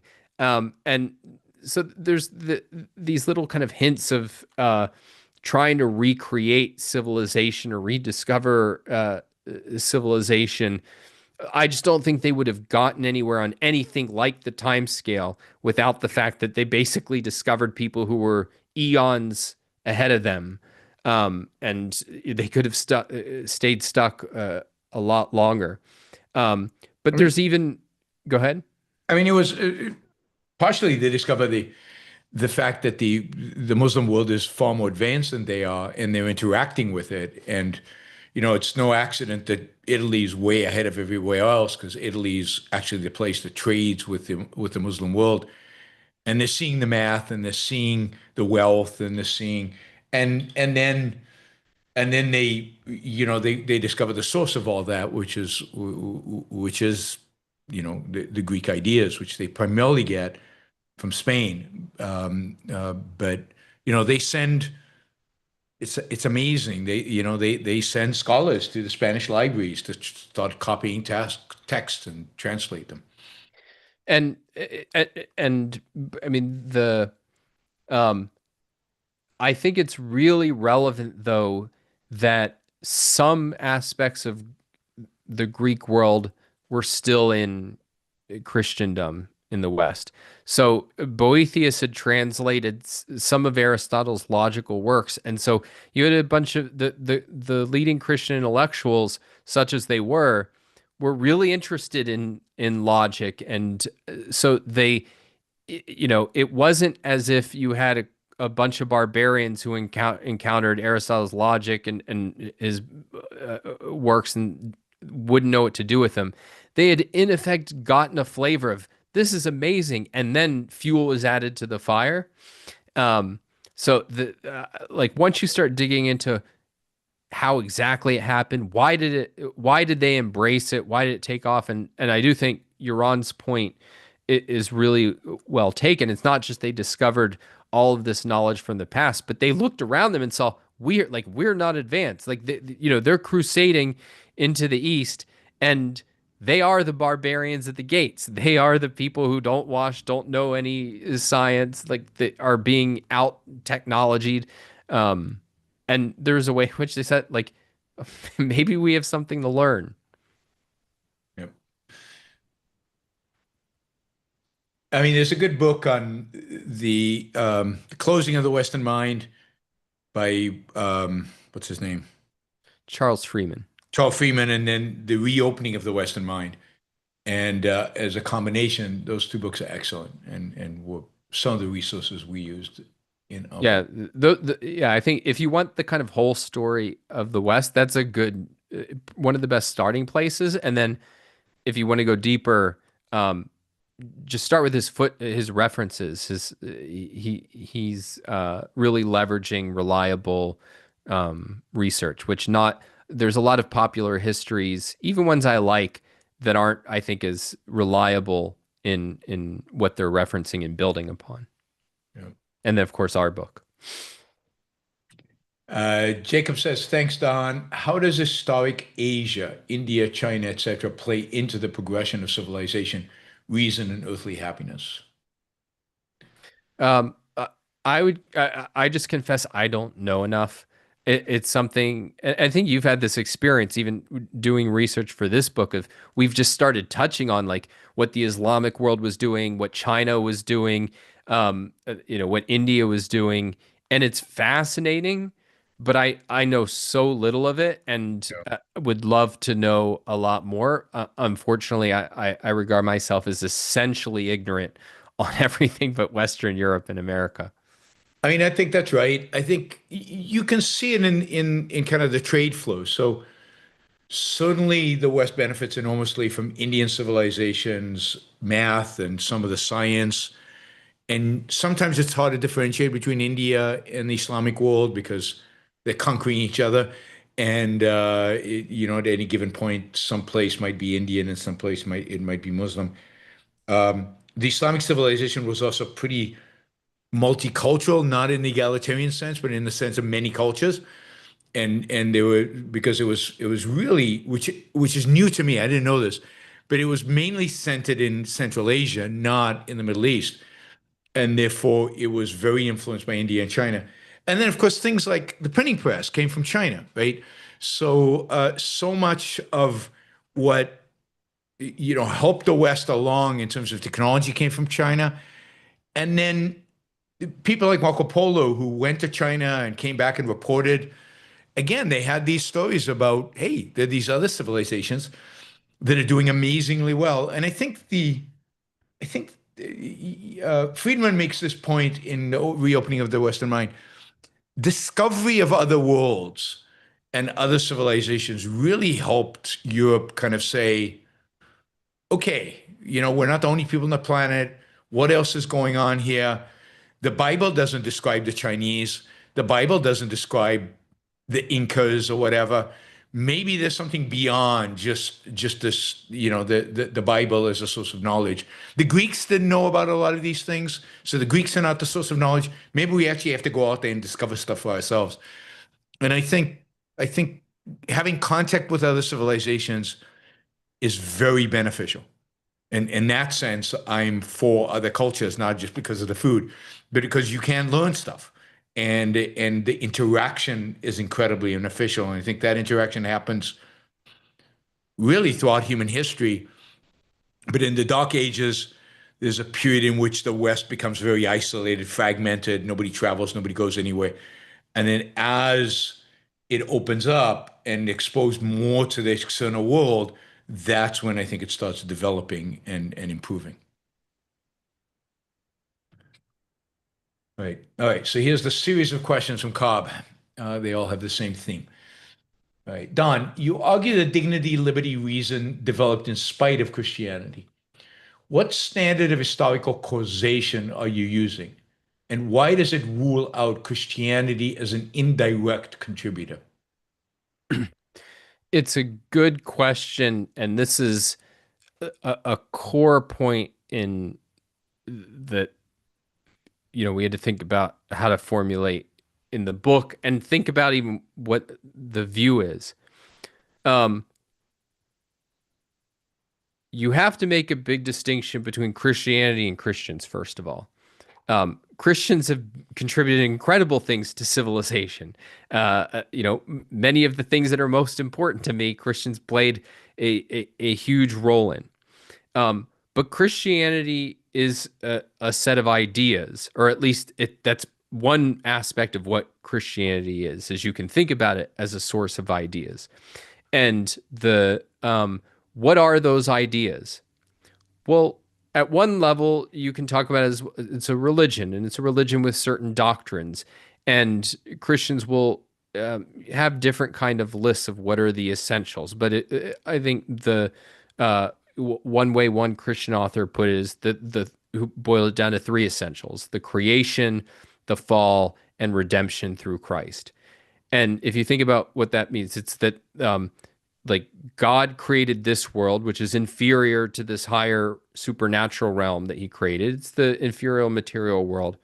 The fall, that man was born in perfection and fell from grace through disobedience to God, and that the way to and that what's moral is to show fealty to Christ, and through him we're redeemed. And I'm trying to put it in as general terms as I can, because there's all different versions of what each three of those things mean. But notice that all of them are essentially otherworldly. It's that this world and the pursuit of happiness in it are need to be subordinated to the higher world. And the only distinction, the fundamental distinction, or let me put that differently. Christians vary in how much and in what ways they subordinate this world to the next. So take the issue of reason, which is our means of knowing this world. Christianity subordinates reason to faith. But some people subordinate it like way a lot, like a Tertullian who is spitting in the face of reason. And then you can have somebody like Aquinas who says, no, reason is,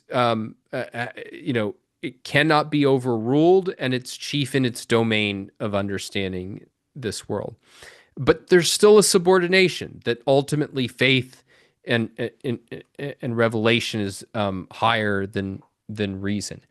And my point in saying that you can't give Christianity the credit for the West is that the ideas that it introduced, the otherworldly ideas of faith above reason, of loyalty to God and obedience to God over the pursuit of worldly happiness, that those ideas had no positive impact. That all of the positives came from the fact that it gave more or lesser, that it was able to take in or absorb this worldly values and this worldly ideas. And it doesn't get credit for that. That what was new in Christianity that the pagans didn't have was bad. And what it took over from the pagans, who had reason, who had earthly happiness, it can't take credit for. So that's my basic view, is that what was new and distinctive in Christianity, which was its otherworldly element, is an anti-civilization force.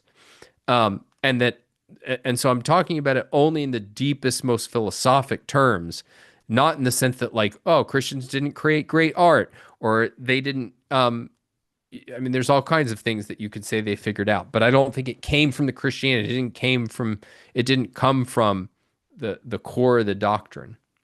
Yeah, even the great art that they create is a this worldly creation. It is their observation of this world. It is an understanding of things like perspective. It's science. It's their adoption of this worldly perspective that allows them to create that great art.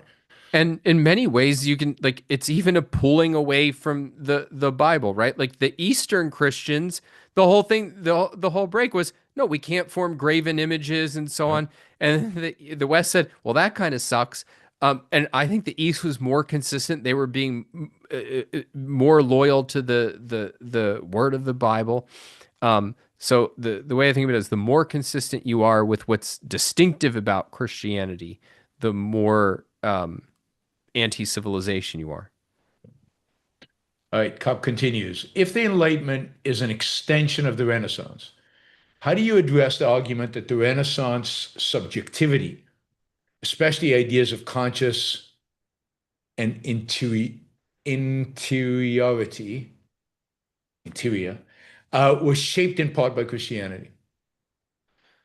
So this is, I think I know who's asking these questions, because I think he's left a lot of comments on my Substack.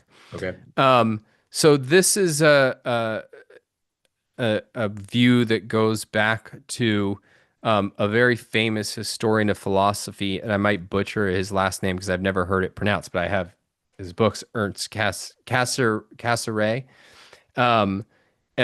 who was a neo-Kantian. Now, he was a great historian of ideas. He wrote, and we cite this in our book, he wrote the best book on the philosophy of the Enlightenment, but he has this kind of view that he outlines in a famous book he wrote on the Renaissance and Renaissance philosophy.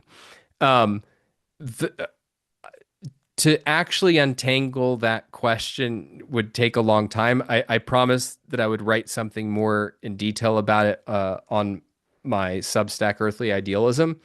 Um, what I will say here is that what I think the Renaissance is a transition period, and the core thing that you get is that the human mind is powerful and that human beings are transformers of nature in a way that's going to make possible progress. Um, and like that's the core innovation that is going to help lay the groundwork for the Enlightenment. That is a break away from ancient Greece in many ways. That they didn't have the notion of progress in that way, I don't think.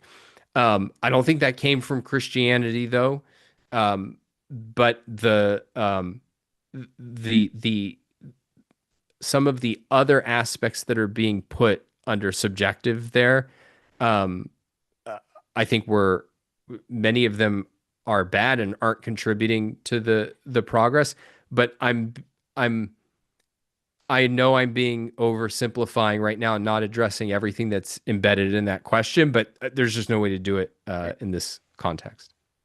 Or at least I can't. And there's an argument to be made, and that that the Renaissance is more about the art and the spirit than it is about explicit ideas.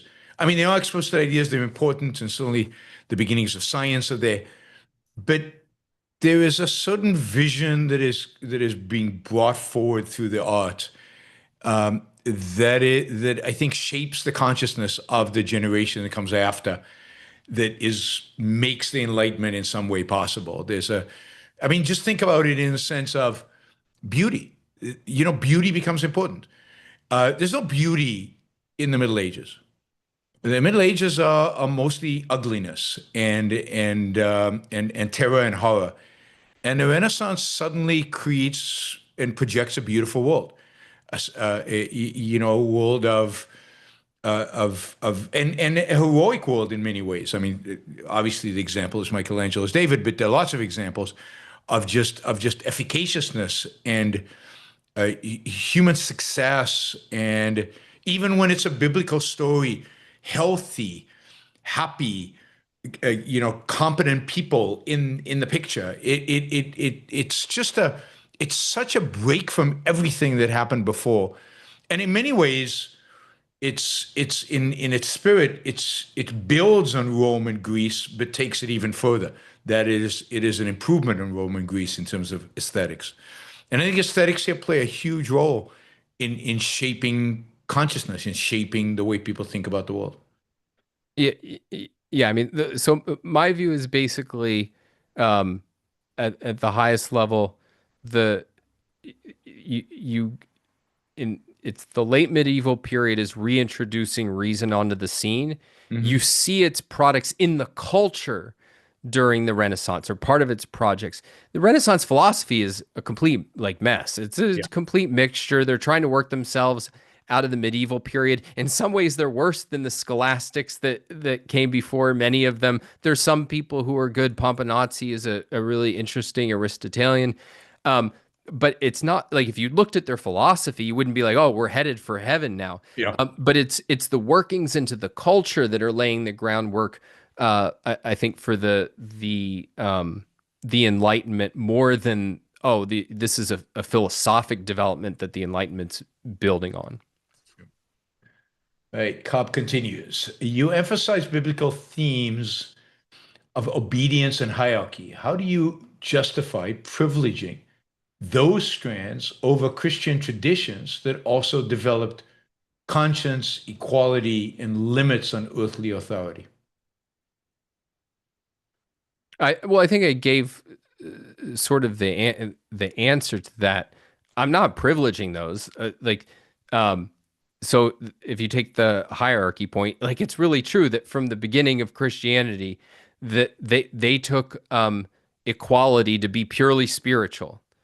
and that they thought that was perfectly consistent after the fall with hierarchy on earth, and the slave obeys the master obeys his king, and so on. And they didn't see any contradiction there, and it was a long time before that the idea of equality got had ascendancy. I'm not saying that one of those is real Christianity and one of them isn't. I'm saying that the core point of Christianity, that we're privileging faith over reason, and we're subordinating earthly happiness to obedience to God, those essentials did not produce whatever better elements are evolving out of it. Like, that's the key point. And and within that spectrum, you get better and worse Christian ideas and Christian thinkers. And that and when you see improvements, what you see is them inevitably breaking away from or taking Christianity less seriously, less consistently. And that's the real key insight, is that things are not improving because, this Christian group got the upper hand, but because people are putting religion less and less at the center of their thinking. And they're real innovative thinkers who happen to be Christian and are discovering new discoveries in philosophy or with regard to ideas. The fact that they're Christian doesn't make those ideas Christian ideas. They are discovering these new ideas because they're marginalizing their own Christianity, or they're marginalizing the world of Christianity. Yeah, and so if you take somebody like Newton, now Newton saw his project as consistent with Christianity. I think it's sometimes overstated about the people do a lot with Newton, but he was explicit that he was hopeful that what he discovered in science would bolster the Christian faith. But what did he do in science? He did not look at the Bible and read out the Bible. He followed an earthly method of reasoning, inductive inference, measurement, mathematical reasoning. He followed reason, and that's where all the good stuff came. And indeed, he spent so much of his life not doing that, but just looking in the Bible to unearth hidden meanings of things that we missed out on. God knows what he could have discovered if he didn't take Christianity as seriously as he did. So even somebody who achieved some of the most monumental achievements in human history was hurt by the fact that he still took the Bible somewhat seriously, and it played somewhat of an important view in his life. Yeah. All right, Cobb, you say Christianity merely adapted modern values rather than contributing to them. What would count as a genuine contribution? Why would shaping the preconditions for the later development not qualify? Because it doesn't shape the preconditions. No, it's what's hurting them. It's what's holding them back. It's what's distorting them. And even when good ideas come through, they're marred in all sorts of ways. And so, like, you get individual rights, for instance, developed, but you get them developed by a bunch of people that think, well, it's wrong, or at least it's not fully right to pursue your happiness and your success. And so part of what's going on in all of these questions, and this is something I want to flesh out in a more, a larger response, is it's not distinguishing, it's not paying attention to fundamentals. Mm-hmm. It's too focused on a bunch of derivative issues like hierarchy versus equality or something like that. But if you're focused on fundamentals, like what are the fundamentals driving things? And it's really reason versus faith, and earthly happiness versus otherworldly submission and obedience. And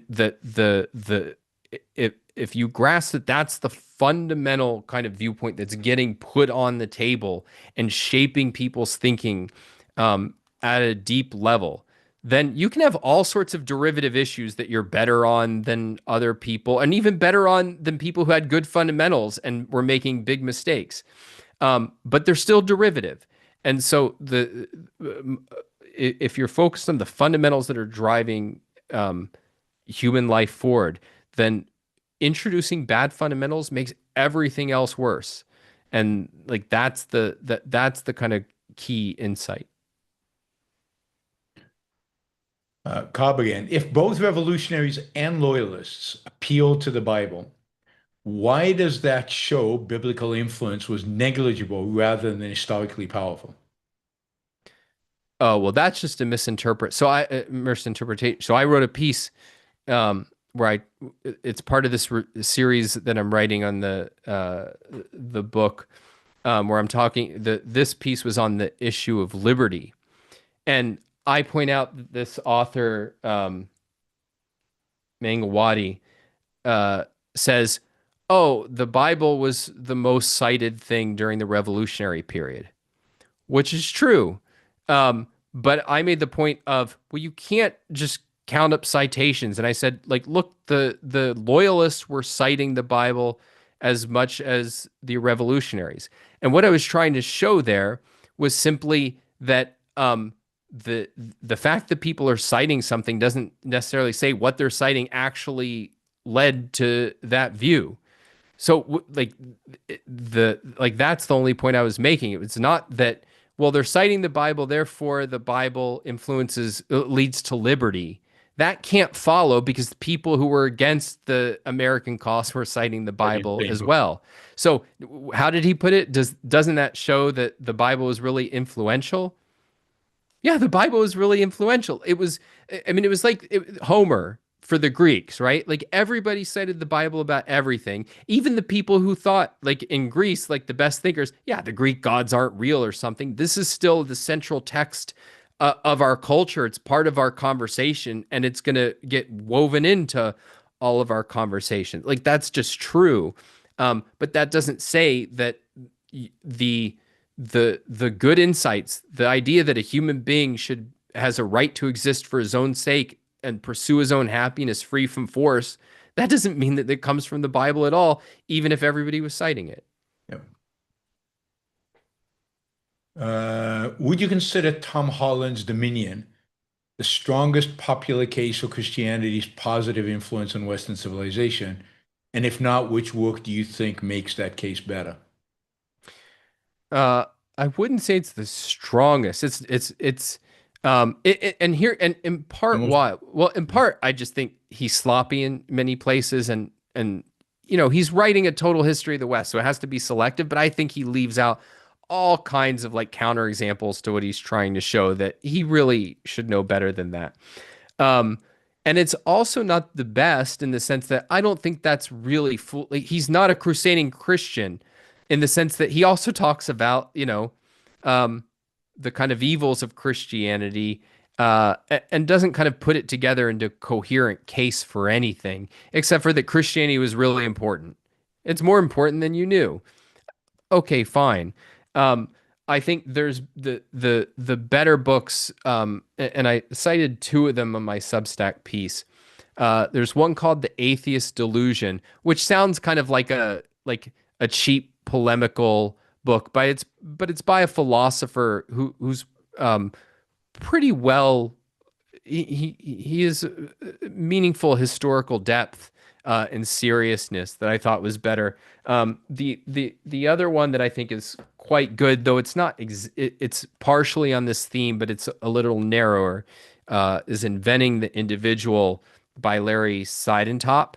And again, I think none of these things are convincing, but these are serious works by people who have some amount of philosophic depth, and historical seriousness. I think Holland's biggest weakness is he doesn't have any philosophic depth. And I think for me to really respect a book in that genre, they have to know something about, they have to really have at least some depth in their understanding of ideas. Yeah, and he's so on the correlation equals causation. I mean, it's so he doesn't even try to give you causation. It's almost like, yeah, it was just here, so it must be therefore that it caused it.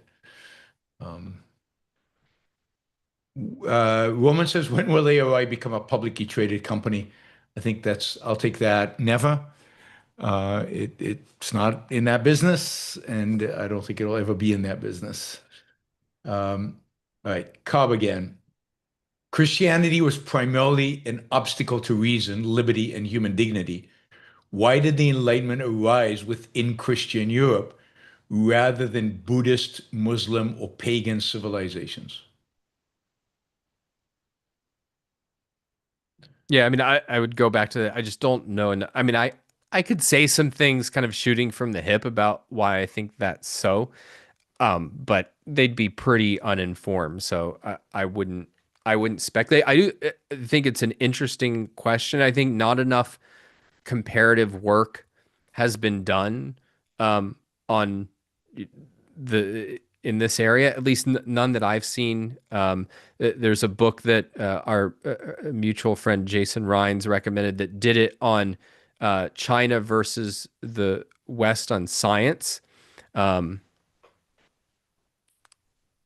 it's on my shelf, but I can't see the title Yeah, from and here. I think it's important to note that it almost did happen in the Muslim world. And you could debate on why it didn't happen, but primarily it didn't happen was because at some point, for whatever reason, they took religion more seriously and therefore killed it. So they killed the movement towards enlightenment because they took religion more seriously for whatever reason, because of the timing, because of the experience maybe with the Dark Ages. When Christianity was exposed to these better ideas, certain people were willing to embrace them and move them forward. So, I mean, partially it's historical accident. It's when, and there's no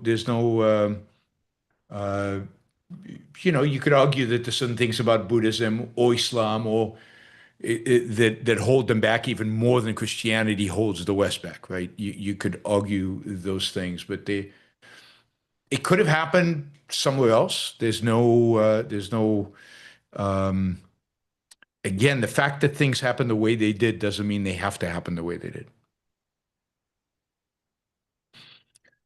Cobb, you argue Christianity adapted modernity after the Enlightenment. How do you rule out the possibility that the adaptation was actually the unfolding of tensions present within the Christian tradition? I just don't know what that means. Like it's one of those things that sounds profound. Oh, there's tensions in there. The I've got a good like, example. sure, go for it. Right in the late 19th century, the Catholic Church finally decides that usury is okay.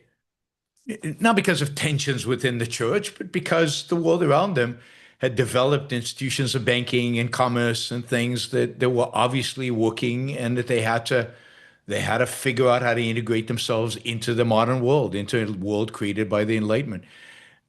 You see it today in the Catholic Church trying to adopt, I don't know, trying to figure out what to do with homosexuality or whatever. It's not tension within the Catholic Church, it's tension between the Catholic Church and the rest of the world that has moved forward, in a sense, between the Catholic Church and civilization. They have to keep catching up. Yeah, and that's what I was going to say is if you had like if you just read the literature from the period, it's just you have a bunch of people showing how backwards the people who take religion seriously are. Um, and like that gets a response of, well, we don't want to look stupid. Or we recognize that, yeah, there's some value here that we don't want to like, we have to like get in on this. I'm making it sound conspiratorial. I don't mean that, but it's much more the flavor you're talking about where, um, the culture's moving in another direction and these people are growing up in that culture and trying to understand their religion in the context of these other ideas that are in the air and that like have a certain status and that are making better arguments than they can make, and the adapting just means, yeah, well, how do I put these two things together? But it's not as if what you don't, here's what you don't see is that there's just kind of like Christians in a vacuum working out their tensions together, and oh, the rational side is suddenly able to marshal better arguments. No, it's that it's an exogenous kind of force of like being of people articulating a pro-reason viewpoint, and then the more religious people getting on board with it. Yeah. All right. How do you distinguish between Christianity as a textual source as a lived civilization and as interpreted through centuries of theological reflection. Well, what I tried to get across is I'm talking about like what are the philosophic essentials that Christianity is introducing, um, and and are those good for human life or bad for human life? Mhm. That's the basic question I'm asking. And then I do think there's um, you do need to, and the basic distinction I offered is between that and Christians. Now you can create all kinds of other subdivisions and whatnot, but like this is coming from way too academic a context, which is we need to chop things into 3,000 pieces that we can never integrate together again, and we can never form any big picture views or evaluations. I think that's something actually bad in academia. I don't think you can gain clarity and you can gain any insight from doing that? Like, here's 40 meanings of Christian. Break them all apart in their most subtlest shades and have whole theories about them and then put them back. You can't get anywhere doing that. Yeah, and this is, but I mean, this is the thing. Christianity as a system to govern your life is an absolute unmitigated failure because it's not this worldly.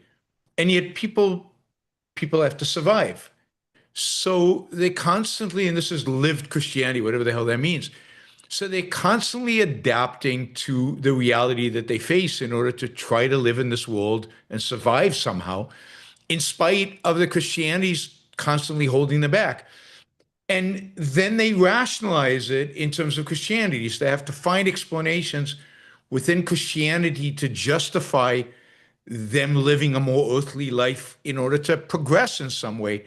And it's this spiral. Christianity, in a sense, keeps getting better because if it doesn't, it's so miserable that people would reject it completely. So there's this, as we particularly exit the Dark Ages, people are trying to live better. They're trying to make something of the world, and they find it in Christianity because they have nothing else to look for. They have nowhere else to find it, right? So they artificially find it in the book. But it is relevant also to look at like what were the earliest Christians that we have a record of? Like how did they live? And what was their and it was much like they took the anti-earthliness seriously. And that's partly why everybody looked at them and said like these people are crazy.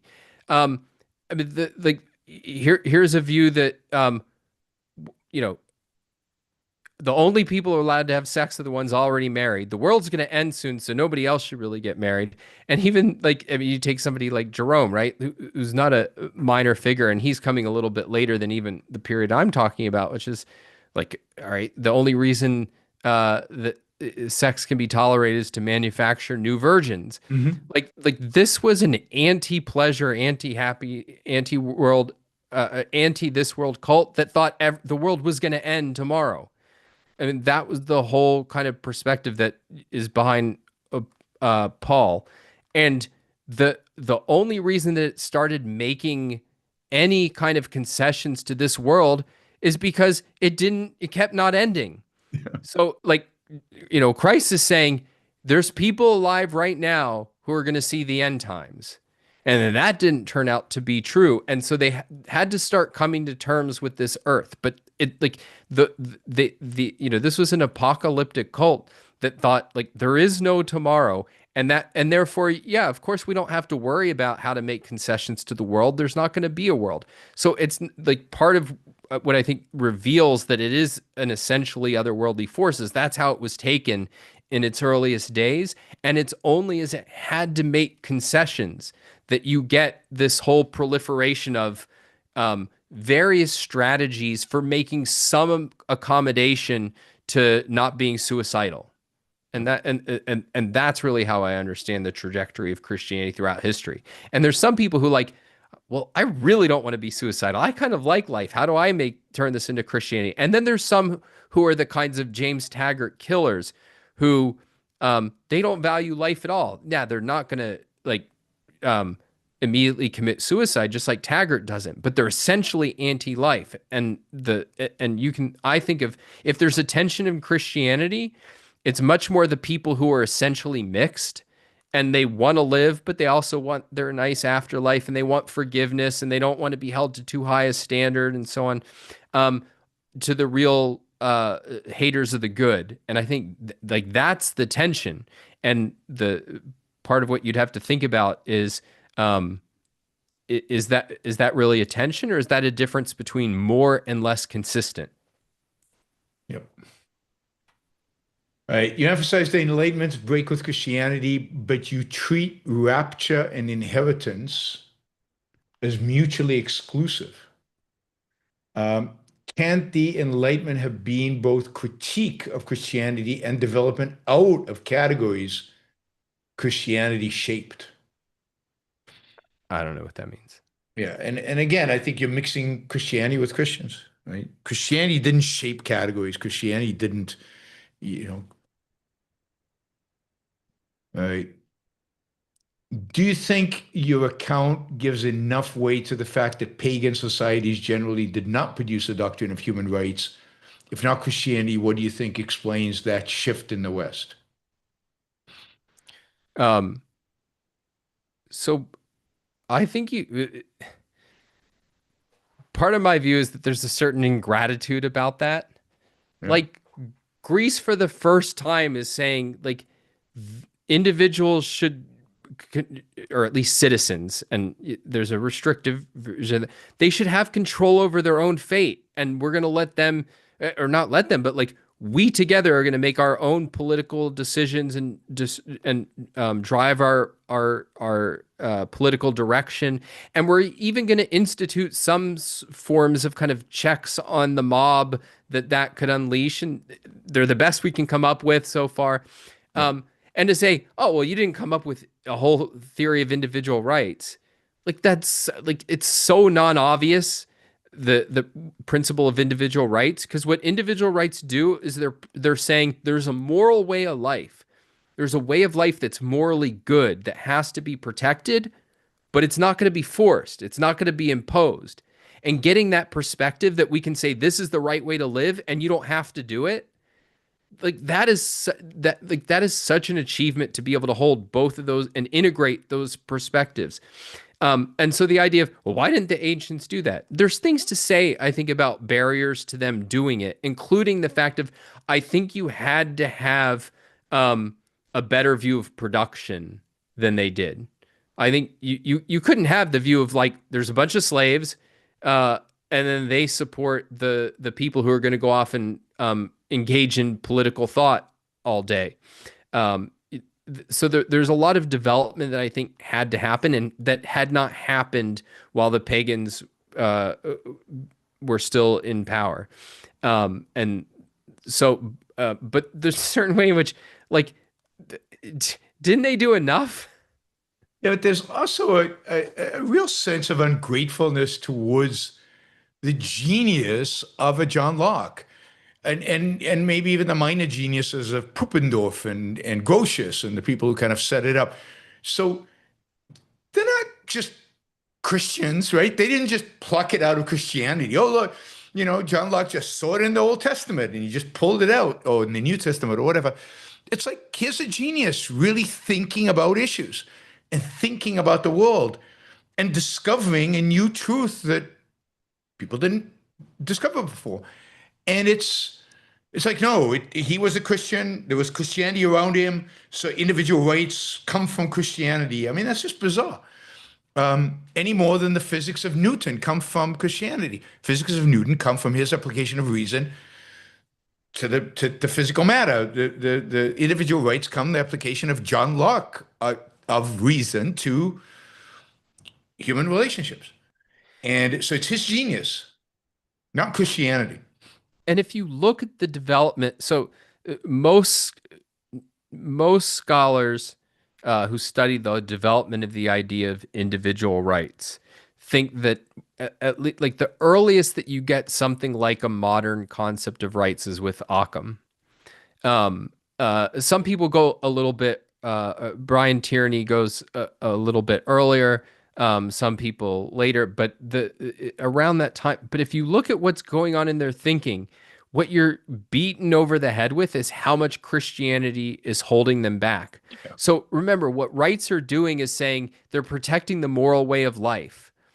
Well, part of that they have is what we would regard as a moral way of life, like securing your life and creating peaceful coexistence. But part of it is also the Sermon on the Mount. And so, well, okay, so a poor person has to be able to go into a rich person's property and take their food. So like it's distorting how they're thinking about property and so on. It's this huge barrier because it's introducing a wild contradiction into the whole perspective of rights. And so to say, oh, well, they're getting it from Christianity. No, they're thinking about, in their terms, what does right reason enable a proper kind of delineation of justice in a social context. And then they're thinking that through in really deep ways, and the religion is throwing them off track all the time. Yeah, that's a good way of putting it. Yeah. All right. Cabos asked, thoughts on Project Hail Mary? I guess you said a little bit about it already. You liked it? I liked it more than is justified by the movie itself. I liked it just because it was refreshing to have something that I thought was essentially positive. I couldn't guess always where it was gonna go. It just felt benevolent, and like I feel starved for that from movies. Yep. But I don't think it was revolutionary, and it, if you ask me in 5 years, I probably won't remember it very well. Whereas like Andy Weir's, now I haven't read the book, but I did read Andy Weir's first book, The Martian, which was turned into a great movie, but nowhere near as good as the book. The book is all about the actual thinking that this guy on Mars is doing. And somebody equated it to, if you ever watched Apollo 11, that moment where they throw all of the pieces of what's on the ship on the table and say, use this to solve this problem. They say, do you want a whole book like that? And I was like, yes, I want a whole book like that. And in this movie, they didn't show as much of the thought and problem solving. They kind of waved, indicated that it happened. And I bet the book is probably a lot better than that. And I did miss that aspect of it. Anything else would be a spoiler, and I don't want to give spoilers. Yeah, don't give spoilers. I still think it's worth seeing. Yeah. Right. Roman says, is Peter Thiel an ally or a mystic demagogue? Neither. Why do you have to be one or the other? Yeah, I mean, I don't know. My view of Peter is, I think, well, I'll say one aspect of my view of Peter is he's just an interesting thinker. He says surprising things that I've never heard before, and some of them are really, really profound. Not as much anymore, I find, but certainly, he was one of the people who was at the forefront of the idea of the stagnation hypothesis, which I don't even necessarily think was right, or at least I think there was a lot of questions asked about it. But he was asking really interesting questions about what was going on in the culture, and I learned a lot from him about how to ask better questions of the culture. I come from an objectivist view, which teaches us to look for philosophic fundamentals, which I think is a really important and undervalued skill in the culture. But he is I got from him a whole new thinking toolkit of like how to look at other aspects of the culture that are still causally important, even if not fundamental, and bring those into play. I don't think he's always the best model of how to do it. But it enriched my toolkit for looking at the world. So I always have a positive view of him from that perspective. All right, Cobb again. If Christianity is fundamentally opposed to individual rights and free markets, how do you explain the fact that in America, Christian conservatives have often been among the strongest defenders? With defenders like this, who needs enemies? But so first of all, that's even, I don't agree with that. It's like, what does it mean by defenders? most of the time they sell out on capitalism. Now, if you mean some kind of half-assed form of capitalism, like they like the word, yeah, sure. Some people vociferously said that. They lower taxes. They're against taxes. Or they, yeah, like that's the one thing that a couple of times they've done. But the deeper issue is this. I actually think that was mostly a historical accident. I think well,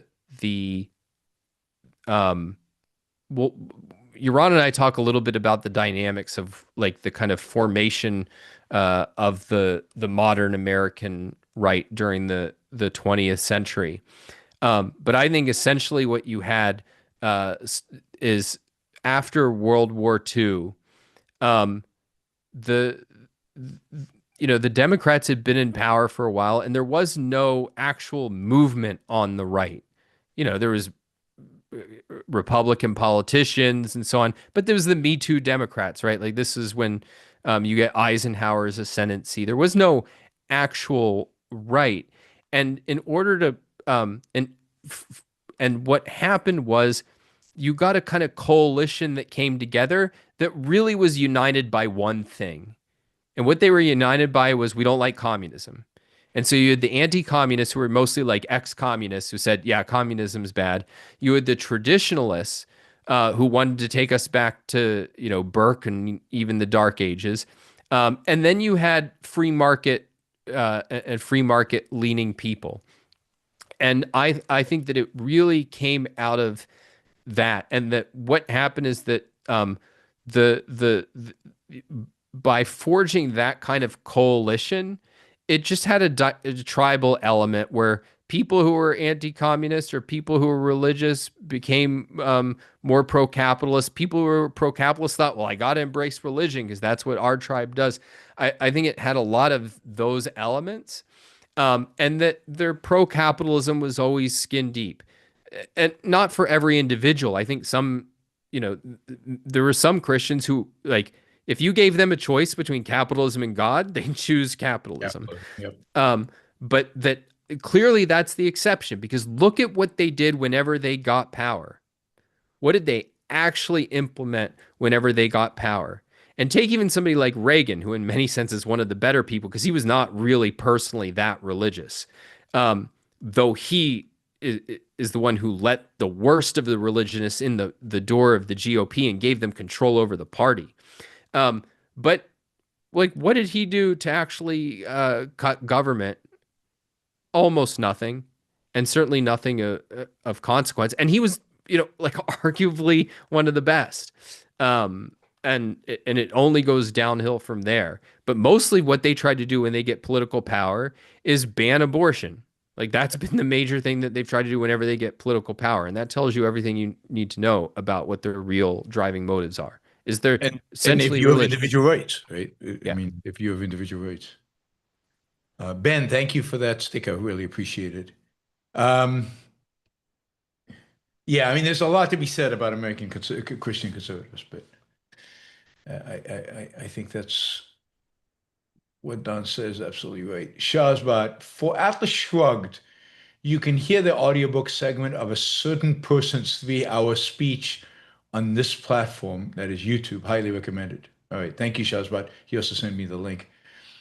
It's stolen intellectual property, so you can also. So it's not. There's no right to that. If it's the whole speech.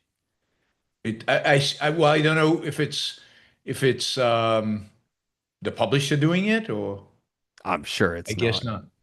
Okay.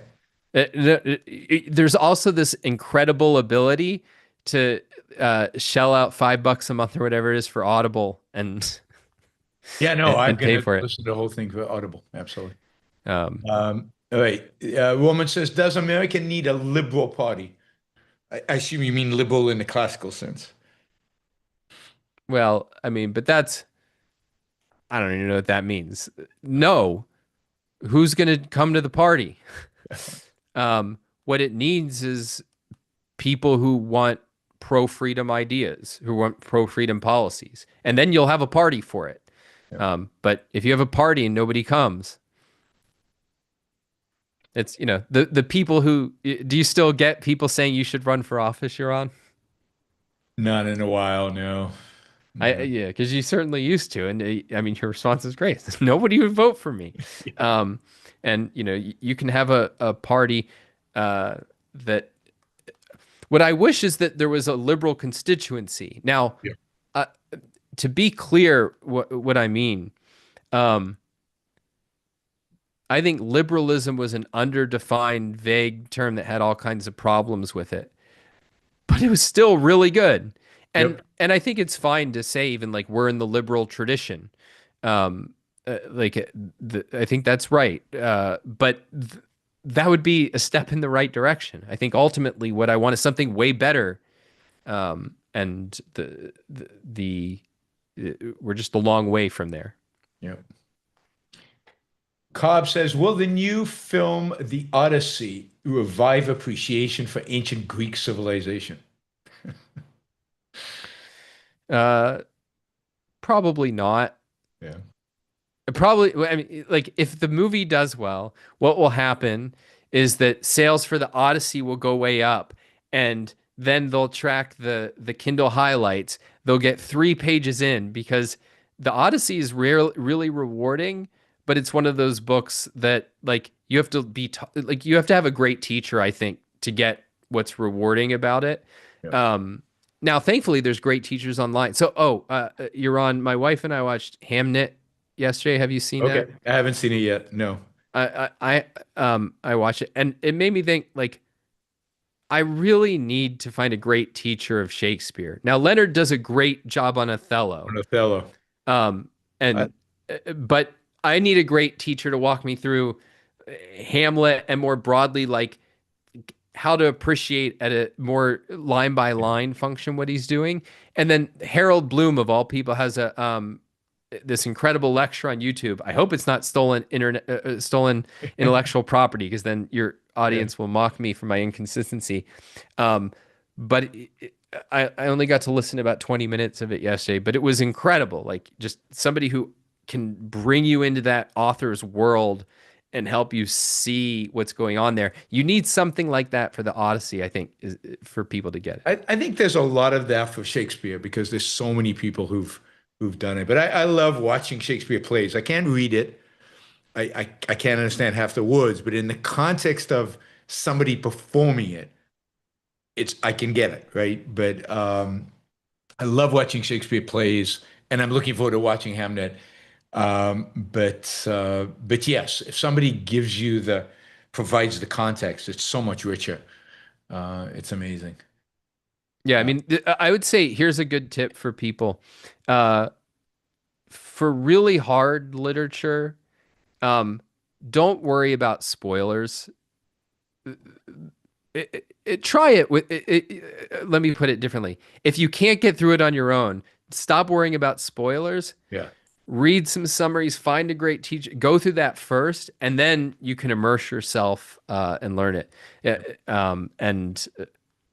But that said, I mean, the Odyssey is like, that's just the beginnings of what we think of as Greek culture. You're a long way from the height of Greek culture. I mean, I'd much rather than make an Antigone movie, right? Like, something like that. If ever made a vaguely recollection that there is one, maybe in the silent era or something, but I don't know of any kind of more modern Antigone. Now, and generally the Greek plays. Under leveraged source. Yeah, there were some Italian movies in the 70s made of some of the Greek plays.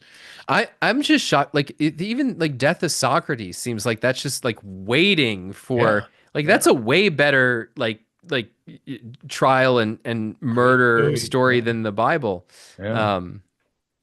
Nothing. All right. So Hamnet is streaming now. All right. So yeah, it's on Peacock. Okay. All right. I can't get Peacock in Puerto Rico. Oh, all right. Well, then it's Peacock? on Amazon. You just have to No, pay I think for it. I get Peacock. I don't get the other one. One of them I don't get. I'll check it out. All right, Cobb. Don, is Michael Connelly the best crime fiction writer alive today, in your opinion? No, Don Winslow. Don Winslow. So I love Michael Connolly. I think he's written some great books. Don Winslow wrote. I've read many things of his, but the two best. If you want one thing, he wrote a book called The Force, which is a standalone book about a corrupt police officer, and he's just a combination of everything I write. Like the writing is lean, it has a memorable voice. The stories are like they're not plots you've heard before, even well-told ones. Like he's just doing things in the story that you haven't seen before and making real intellectual points, and then has a real realism, the kind of realism I like, where you feel like I know this, like this is the real world and I'm seeing inside of it in a way I haven't before. Yaron, as somebody who likes The Wire, it's that kind of taking you into a world. But then his greatest achievement is he wrote a trilogy on the drug cartels. And it's outside of like quote unquote serious fiction, it's the greatest series of is the greatest thing I've read in kind of on the more crime side. What's it called? At least. So the first one is called The Power of the Dog. Okay. And then there's two others after that. He's kind of loosely basing it on the history of the cartel, the real history of the cartels. Yeah. But it's rough stuff in many ways, but it's just so the writing. I just remember reading it and saying like, God, I'll never write anything that good, and just being in awe of it. And I did have a chance to meet him briefly while he was out here in Michigan, and don't look him up on Twitter if you're a Trumpist, because he's kind of maniacally, almost in a unhinged way, anti-Trump. I like him already. Yeah, but this is even, like I'm on board with you, but even to me, it's like a little, all right, dude, like settle down. But those books are just outstandingly magnificent. In fact, he just had a movie just came out, I think called Crime 101, based on one of his works, but I haven't seen that yet. Okay. All right, let's see.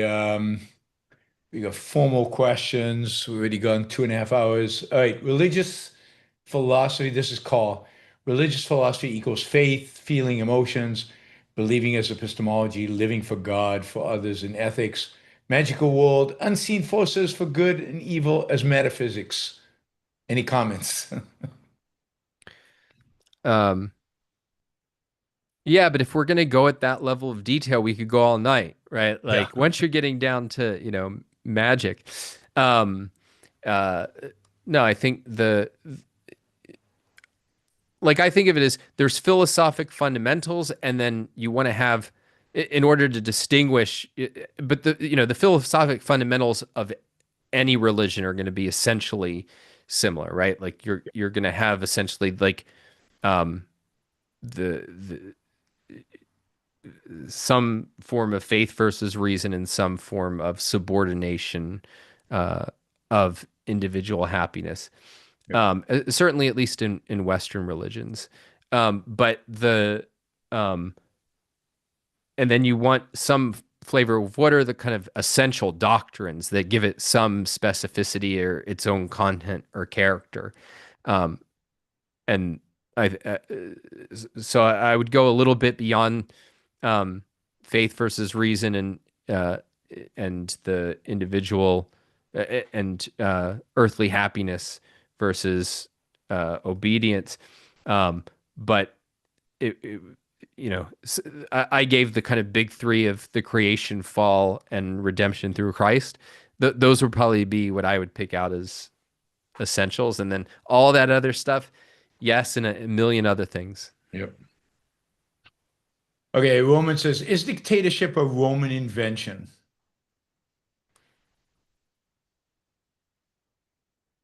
I don't know that it's a Roman invention if we just mean like one person has authoritarian power. I mean, the concept, I don't know personally of an earlier source. I mean, because dictator for them was like, it wasn't an authoritarian ruler controlling everything. It was like, hey, we're going to temporarily give this person Yep. the position of dictator because we need them to perform a certain function in a unusual emergency context or something like that. So in that sense, it might be the beginning, but the idea of one person has all the power, that seems like a pretty long-standing phenomenon in human life. Yep. All right, Roman says, where would Western civilization be today if the Library of Alexandria survived? I know, right? You could write an historical novel, around that premise. No, it does always pain me, and but it doesn't really get you anywhere. It does remind me of a movie that's not very historically accurate, but gets to the core. It's spiritually accurate, if you will put it that way. Agora. Agora, yeah. It's a good movie. It's beautiful. Yeah, I mean that one, it concretizes for me the like what I hate about Christianity, even though I recognize for those out there, no, that's not. Well, it's not exactly how it happened, but in spirit, it is what happened, right? Yeah, I mean it's them tearing down civilization, right? But it's just they didn't burn that particular library, and so. Yeah, they melted down the statues. They destroyed so much. I mean, yeah, they burned plenty of books and lots of other libraries. I mean, there were a lot of libraries. Alexandria was just is the most famous of all of them, but a lot of libraries disappeared. And that's true in the Muslim world as well. All the libraries in Baghdad, which were the largest in the world, were all destroyed at some point. No, I mean, any one of those libraries surviving would have given us access to stuff that we only vaguely know existed, but don't know the content of. I mean, the thing that kills me is I just wish we had one of Aristotle's popular works, right? Like just one example, because they he's an amazing writer. He like instead we get his like lecture notes. Yeah. I would just love one example to see what it would have been like to crack open what he was writing for the populace. All right, Carl has the last word, final word. Thank you for your work on this topic. Religious philosophy is the source of all evil. Religion cripples the young. Please keep up the good work. Thank you, Carl. Enric asks, views on the Parker series by Richard Stark. Not familiar with it. Okay. All right, guys. Thank you, Don. It's 2.5 hours. Thank you guys for being here. Thanks to all the super chatters. I will see you guys tomorrow. I will see Don at Ocon. Hopefully soon. Maybe before. No, I'm having a new baby during Ocon. Oh, so you're not going to be at Ocon? Not going to be at Ocon. Oh, wow. So I don't know. Which, as somebody whose success at my work depends on getting people to come to Ocon, maybe I shouldn't tell you guys. On the other hand, maybe a lot of people will buy tickets if I'm not there. So the rest of you should come to Ocon. Absolutely. Somebody's got to keep you on company. Absolutely. Absolutely. All right. I know it's way past your bedtime. It's at my bedtime. So it's time to go to sleep. All right. Good talking to you guys. Bye, everybody. See you guys tomorrow.